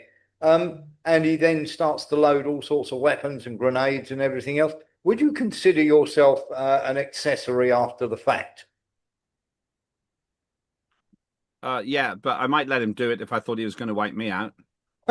So why do you ask? So here's the reason why. So here are, and we said this, Fairford. They are loading B-1 and B-52 bombers. They've been doing this quite often.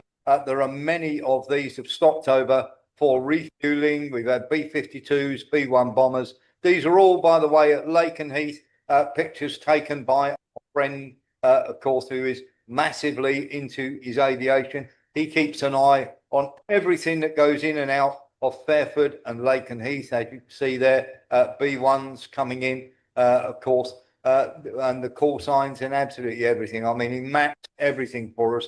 He's absolutely fantastic. And he has turned around and said that we've been doing this literally for months and months and months. Here's the base location, Hill Air Force Base, Utah. Lightnings primarily used on F-35s. These are all now coming. The 419 Air Force Reserve Fighter Wing have all come in and landed at Lakenheath. We are being constantly told that we're not part of this war. Let's have a little look at this. And of course, here's Fairford refueling bombers. They, of course, have to keep very close eyes on their transponders. But this, have a look at this.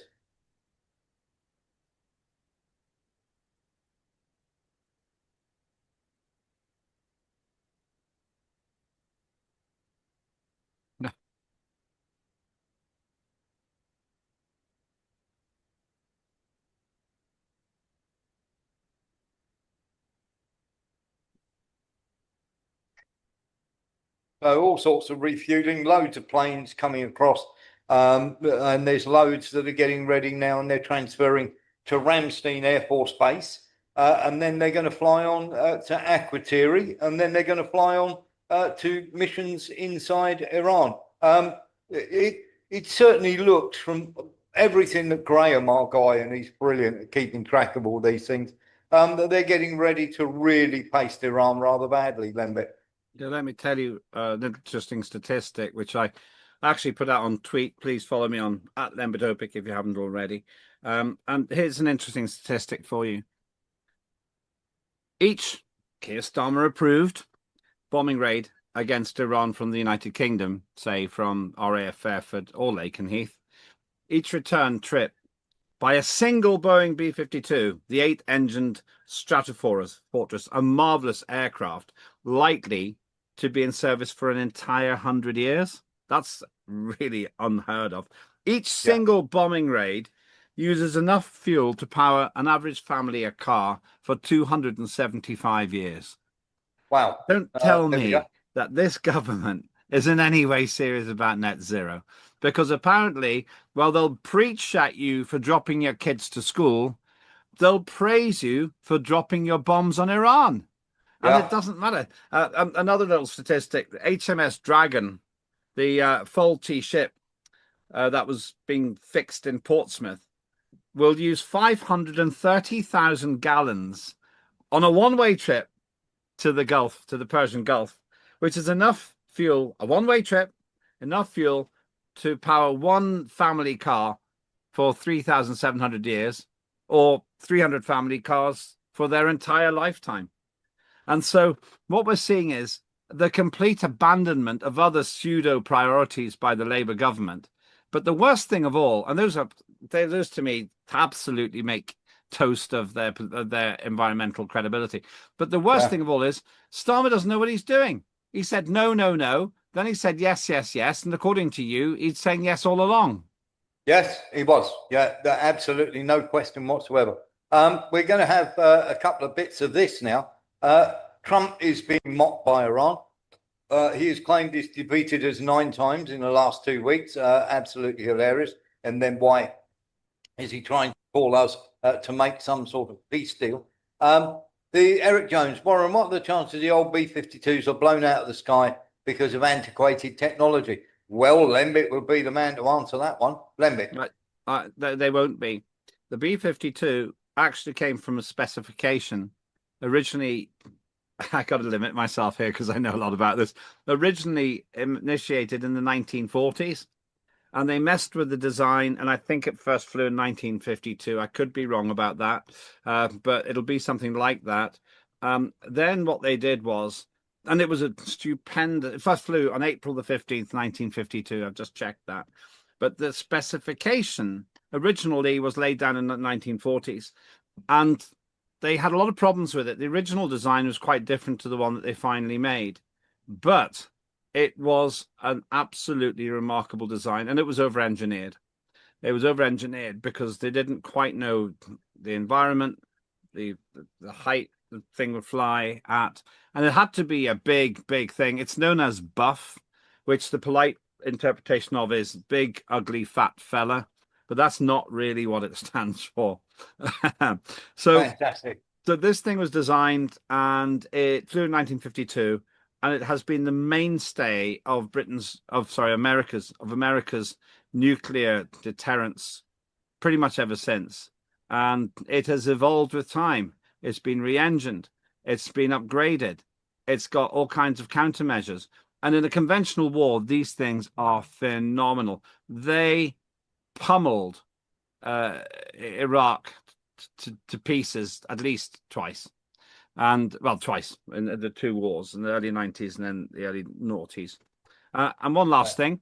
They're so good that the anticipation and the desire is to keep them in the air at least till 2052, which is 26 years away. That'll mean that from the first flight to then, they'll have flown for a century. There is no other military aircraft that comes anywhere close. That does that. No, not even close. Lee Williams. A quick question. Apparently, it does around about 1,000 miles an hour in miles per hour up in the air. Secondly, would a drone take one of these out, or would even Iran know when they're actually delivering them to Iran? Because they've obviously got to go into Iran to actually drop these missiles. So would that any highly unlikely? On the first one, I will limit myself because I love the subject. On the first one, they were being shot at during the Vietnam War by the competent North Koreans. They got some pretty good anti-aircraft rockets. Some of them were taken down. Some of them survived with damage. They turned out to be pretty robust, actually. On the second point, the way they're being used as a standoff aircraft, they get close to Iran, and then they use various types of cruise missiles. So they don't tend to fly over Iraq. They do it from a distance because they are big lumbering aircraft. And yes, Iran would have the capability, I would say even now, to take them down. So you get close, but you don't fly over. There we go. Mark Onza, then Nillis. Oh, sorry, one last thing. Also, they don't fly, they're not supersonic. Their cruising speed, I could be wrong, it's about 580 miles per hour. There we go. Thank you very much for that, Lembic. Now we all know. Now we're all educated. Mark Onza. I'm probably boring people, but I just happen to like the subject. That's okay. Mark Onza. Yeah, Warren, I just wonder if we can encourage European leaders and what have you, if they can we make friends with Russia again? Because it's costing me a bloody fortune to fill my van up. £1.70 a litre. There are some people already saying that we should do that. There are loads of people like Kaya Kallis who's getting very upset, and we'll get onto her in a second, that say not. And of course, there are people trying to do secret deals with the Iranians, which are the French and of course Italy. But while Macron's turning around and saying no deals with Russia whatsoever, he's the fourth highest purchaser of liquid natural gas from Russia. So hopefully that answers that question. Yeah, it seems like there is. Go on. Sorry. Yeah, it seems like the Iranians are trying to target the refuelers, isn't it? And I think the B-52s have to be refueled in the air before they get to Iran, and also the aircraft from the aircraft carriers have to be refueled. And if they're refueled, they have to bring the aircraft carriers closer to Iran, which makes them more of a target. Isn't that naughty? Isn't it a shame? Let's have a little look at this. How long should Americans expect for gas prices to be high? Are we talking weeks? Are we talking months? Or just don't know at this point? Yeah, I think that this conflict will certainly come to the end in the next few weeks. Could be sooner than that, but the conflict will come to the end in the next few weeks, and we'll see a rebound in supplies and a pushing down of prices after that. But yes, we were very aware that we would have short-term disruption. We would cause a little bit of increased prices on Americans. Prices today are still far below what they were in the Biden administration, where they were begging, bartering, and bribing Iran to behave better. We had $5 gasoline in the middle of the Biden administration. We hope we don't get there this time. That is, of course, Chris Wright, the Energy Secretary. He's the same clown who said that the American ships were already taking tankers through the Straits of Hormuz when they weren't. Lembit, I don't think anybody can trust him, can they? Well, it's all propaganda, and you can't really take it seriously, because what have they got? They've essentially got themselves into a huge big mess, because they committed the fundamental mistake in warfare, not having a clear objective. Now, the argument that you're hearing is that's that they could claim victory whenever they need to pull out. But they've got real problems. Somebody, I think, I'm not sure who was asking, somebody in the chat was saying, could MiG-25s take B-52s out? They could, yeah. They're very energy hungry, and they're not really using them now. But they've got even better aircraft, MiG-29s, Mirages, Sukhois. I don't know how many they've got left. But America tended to underestimate the opposition, and that's been the problem here. And even if they took all those planes out, you can't take surface-to-air missiles out. And the point is, it's not limited just to Tirana airspace. If you're right about what you've said about the KC-135 being shot down, yes, out over Iraq. Yep, we are 100% happy that one KC-135 and 3 F-15s so far have been shot down by Iran. And of course, they're all saying it's mid-air accident. 6 of these F-15s have not been taken down. That is complete nonsense. Let's have a little look at this. And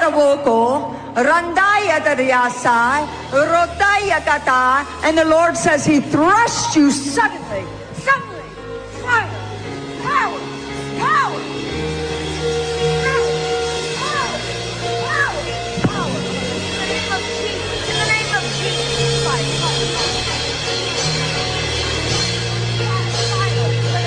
Let it be unlocked. Let it be unlocked. Let it be unlocked. Let the prophetic be unlocked. Let it be unlocked. Let it be unlocked. Let it be unlocked.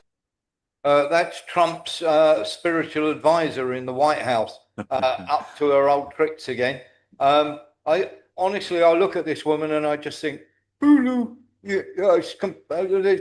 what is this person even doing anywhere near a seat of government?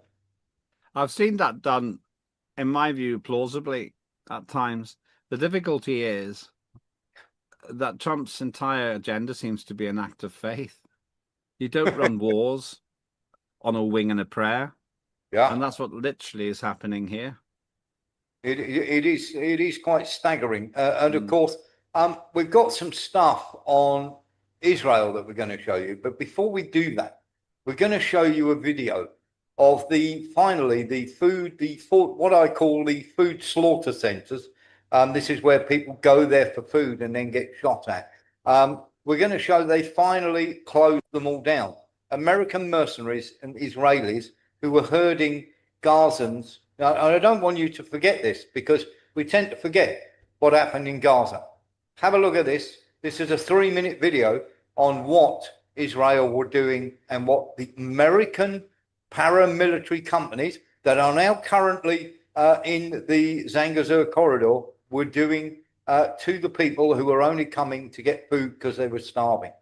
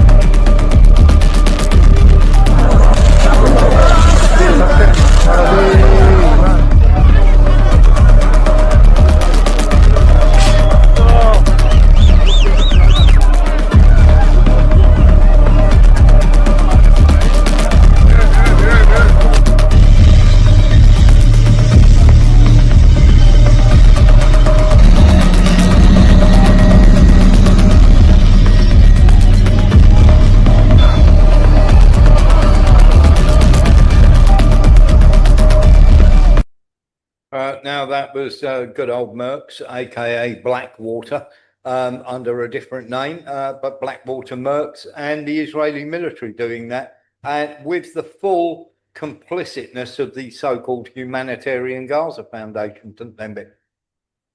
Yeah, it seems to me the evidence is overwhelming, admittedly circumstantial from where I'm sitting, but overwhelming that the slaughter continues.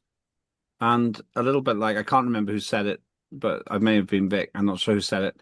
It said a little bit like what's going on in Ukraine, where, to quote, I didn't see who said it, so apologies if I haven't attributed to you a minute or two ago, that Zelensky is having his backside kicked, and who cares? Well, in a way, the Gaza's horrendous situation continues, and people are too distracted by the Iranian thing to really notice. Yeah. I do want to play one other thing before Nillis comes in, because I believe this to be probably the most bizarre, cruelest, and possibly the most, how can I put this? These people don't belong on this planet. I'm sorry when you come out with this. Have a little look at this. Let me finish my point. Go ahead. Okay? 69,000 people slaughtered Then in that's Gaza. 0.97 people per building. I really don't want to yell, but you keep interrupting, and it makes it difficult for me to make my point when you're interrupting me. So please stop doing that. I don't want to yell. 10,000 people missing, trapped under the rubble, presumed dead for obvious reasons, okay? How are you going to sit here and talk about, like, but they dropped, That's one person per building. Reducing human beings to mere numbers, it reminds me of a very chilling Stalin quote. Yep, that's so true. And you just cannot reduce this to one death per building like it's nothing. Every single one of those deaths represented a mom, a father, a daughter, a brother, someone's loved one. You can't just say, oh, it's one, it's not a big deal. So there we are, Lembit.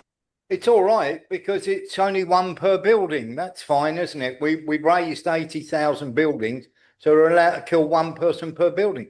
There are 25 million households in the United Kingdom, roughly. So if you got one per household, that'd be 25 million people, which would be over a third of the population. Yeah. In London alone, let's say there are hundreds of thousands of buildings, individual buildings. Okay, so it'd be okay if one per building was wiped out by something. I mean, this is the crazy thing. It's just crazy thing. It's just, I wanted to highlight that because of the way these people think.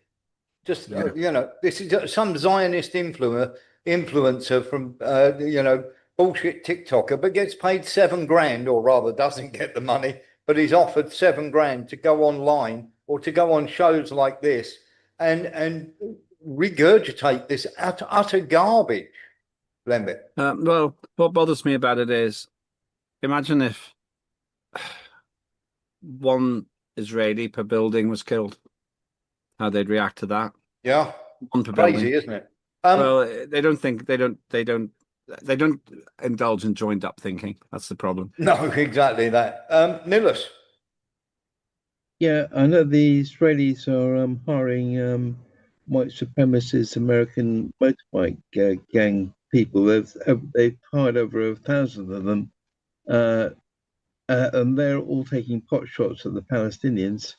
There was this ex-Green Beret who was a turned whistleblower. His name was Anthony Anguilla, and he said that you know, he saw terrible things, including the targeting. Yeah, we played his video on here. Yeah, that's right. For the targeting of children who were trying to get some food as well. And them laughing about it, these white supremacist Americans laughing who've been employed, they were having their time of their life and laughing about it. Yeah.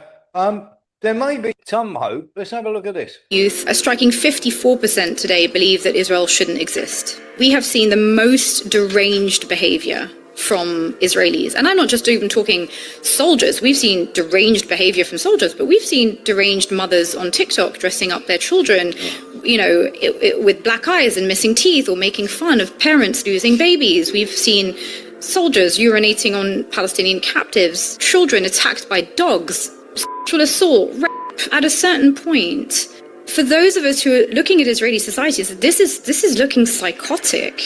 Are Israelis aware that public perception today of Israel is of a deeply depraved society? I mean, you can put all the Hasbro spin that you want on this. There is no putting lipstick on a pig.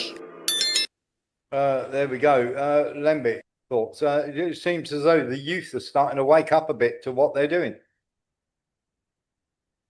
I still believe that the majority of Israelis are decent people, in the same way that I think the majority of Brits are decent people.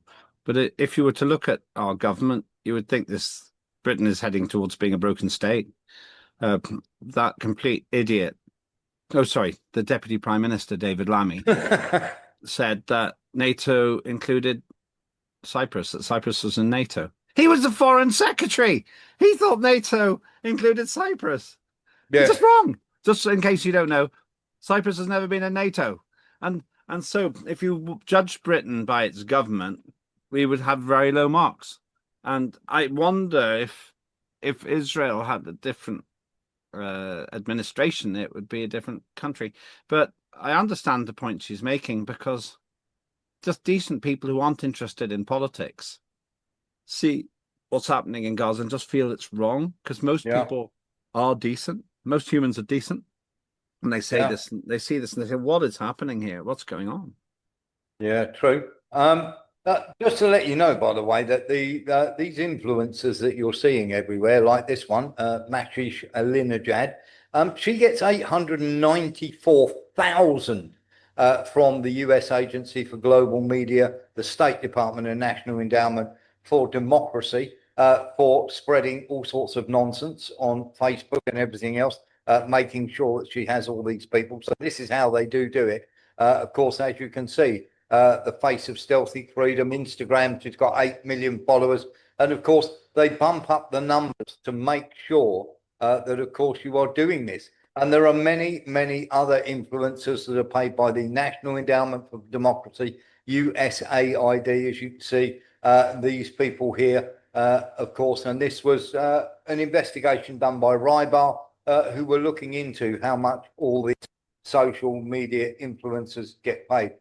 Somebody who does have a lot of influence over the media, but doesn't, shall we say, get money from anyone, of course, is John Mersheimer. Have a look at this. You greatly underestimate, Piers, how deeply committed the Israelis are to ethnically cleansing both Gaza and the West Bank. The Israelis now have a situation where there are roughly as many Palestinians as there are Israeli Jews inside of Greater Israel. And this is an unacceptable situation for most Israelis. And they're completely committed to ethnically cleansing Gaza and then the West Bank. I think the evidence is overwhelming on this. Now, you say President Trump sees this as a great opportunity to prove that he's a statesman and he can bring peace to the Middle East. I think in principle that he'd love to do that. But I've written a book with Steve Walt on the Israel lobby, and there's absolutely no question in my mind that if President Trump gets rough with Prime Minister Netanyahu, Netanyahu will turn to the lobby, and the lobby will force Trump to back off. There's no way Trump is going to get tough with Netanyahu if he violates the ceasefire. Remember, he did that on March 18th. I think you... There we go. John Mersheimer talking a lot of sense there, Lambert. Well, it seems like it.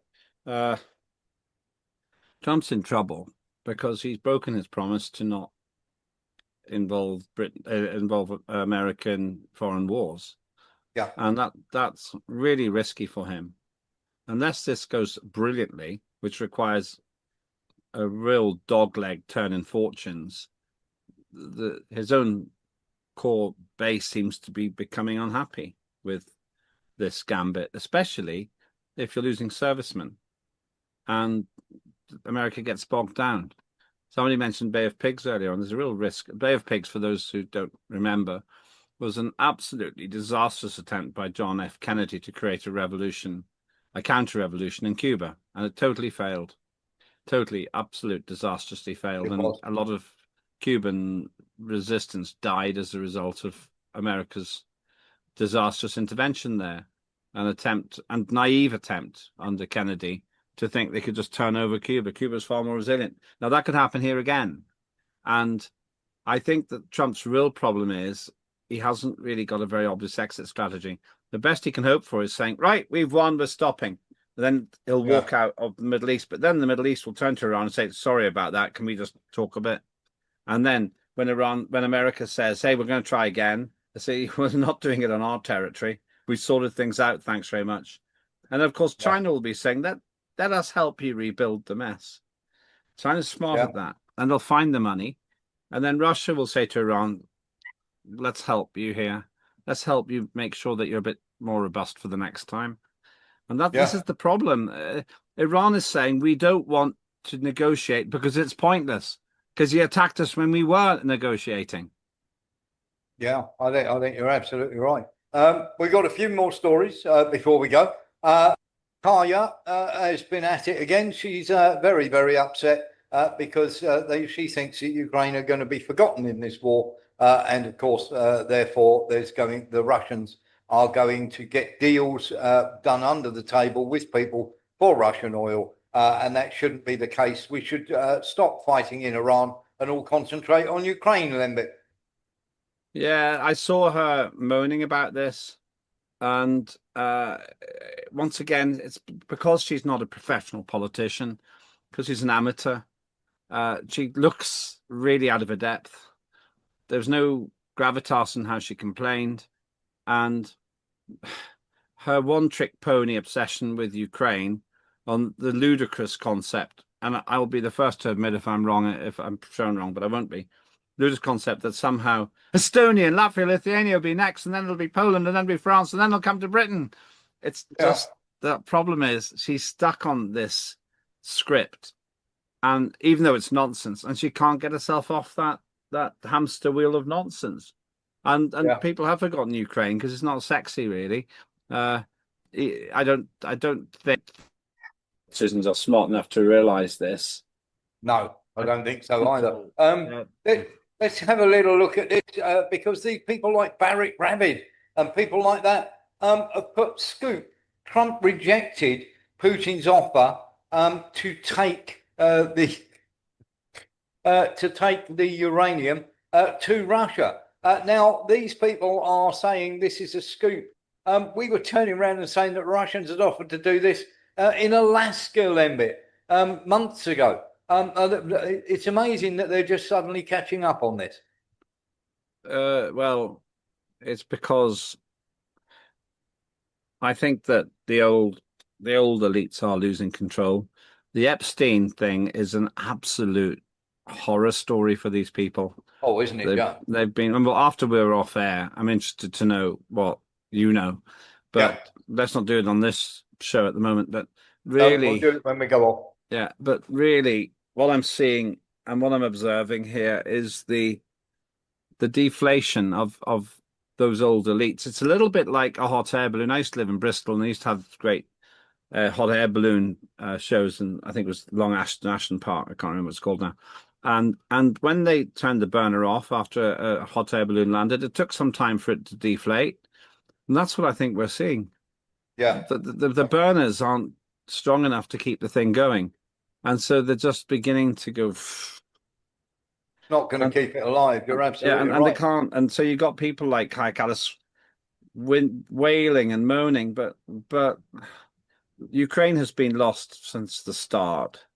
Yeah, Iran only has to survive to win, and America has cost itself billions already in a short, sharp shock, which electrocuted Washington. Absolutely. Let's have a look at this then. This is a meeting of clowns. Northeast.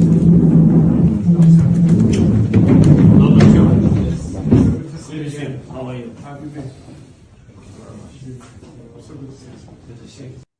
There we have Pahlavi, who's desperate to be the new leader of Iran, and Zelensky, who's desperate to stay the leader of Ukraine, meeting each other. What on earth for?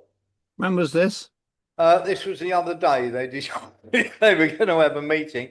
I would imagine, and of course, he's trying to say that they're going to send some of these people to some of the Ukrainian drone operators to Iran. Well, they sent a plane load and they got blown up on the first day. Well, this is completely incomprehensible.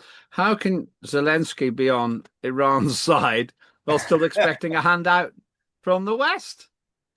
That's not Iran, I sorry. literally don't understand what I've just seen.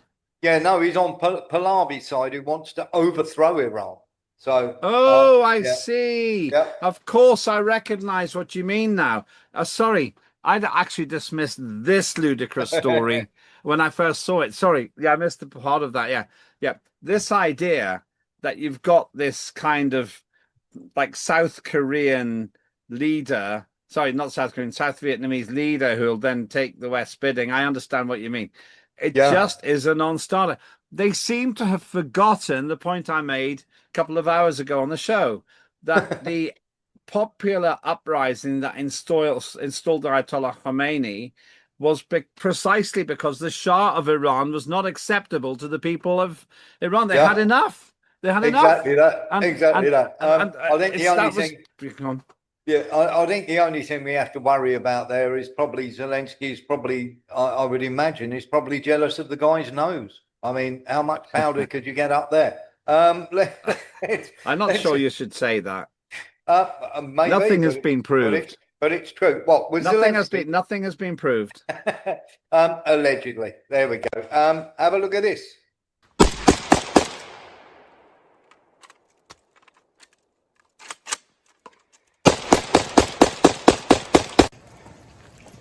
You know what's coming. If my thumb slips off this hand. Fire. I don't even know where I am right now. Hell yeah. Shooter ready? Not a day in my life. Oh, Trans people on a firing range with weapons, Lembit. What could go wrong? I don't understand what they were doing. They were trying, should we say, to be on a firing range and trying to play at being soldiers. But it was ridiculous. I always get very nervous when I see trans people with guns. Oh, is that what they were? Yeah. Okay. I didn't realize they were trans. Okay. Yeah. There are two other short items just before we go. And we're going to leave on a note of real positivity here because this young man has become the youngest ever scorer in the Premier League. Arsenal were winning 1-0 with about 30 seconds to go. And then, of course, this happened, and hopefully this will load up in...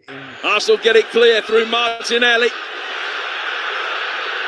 And here comes Dalman.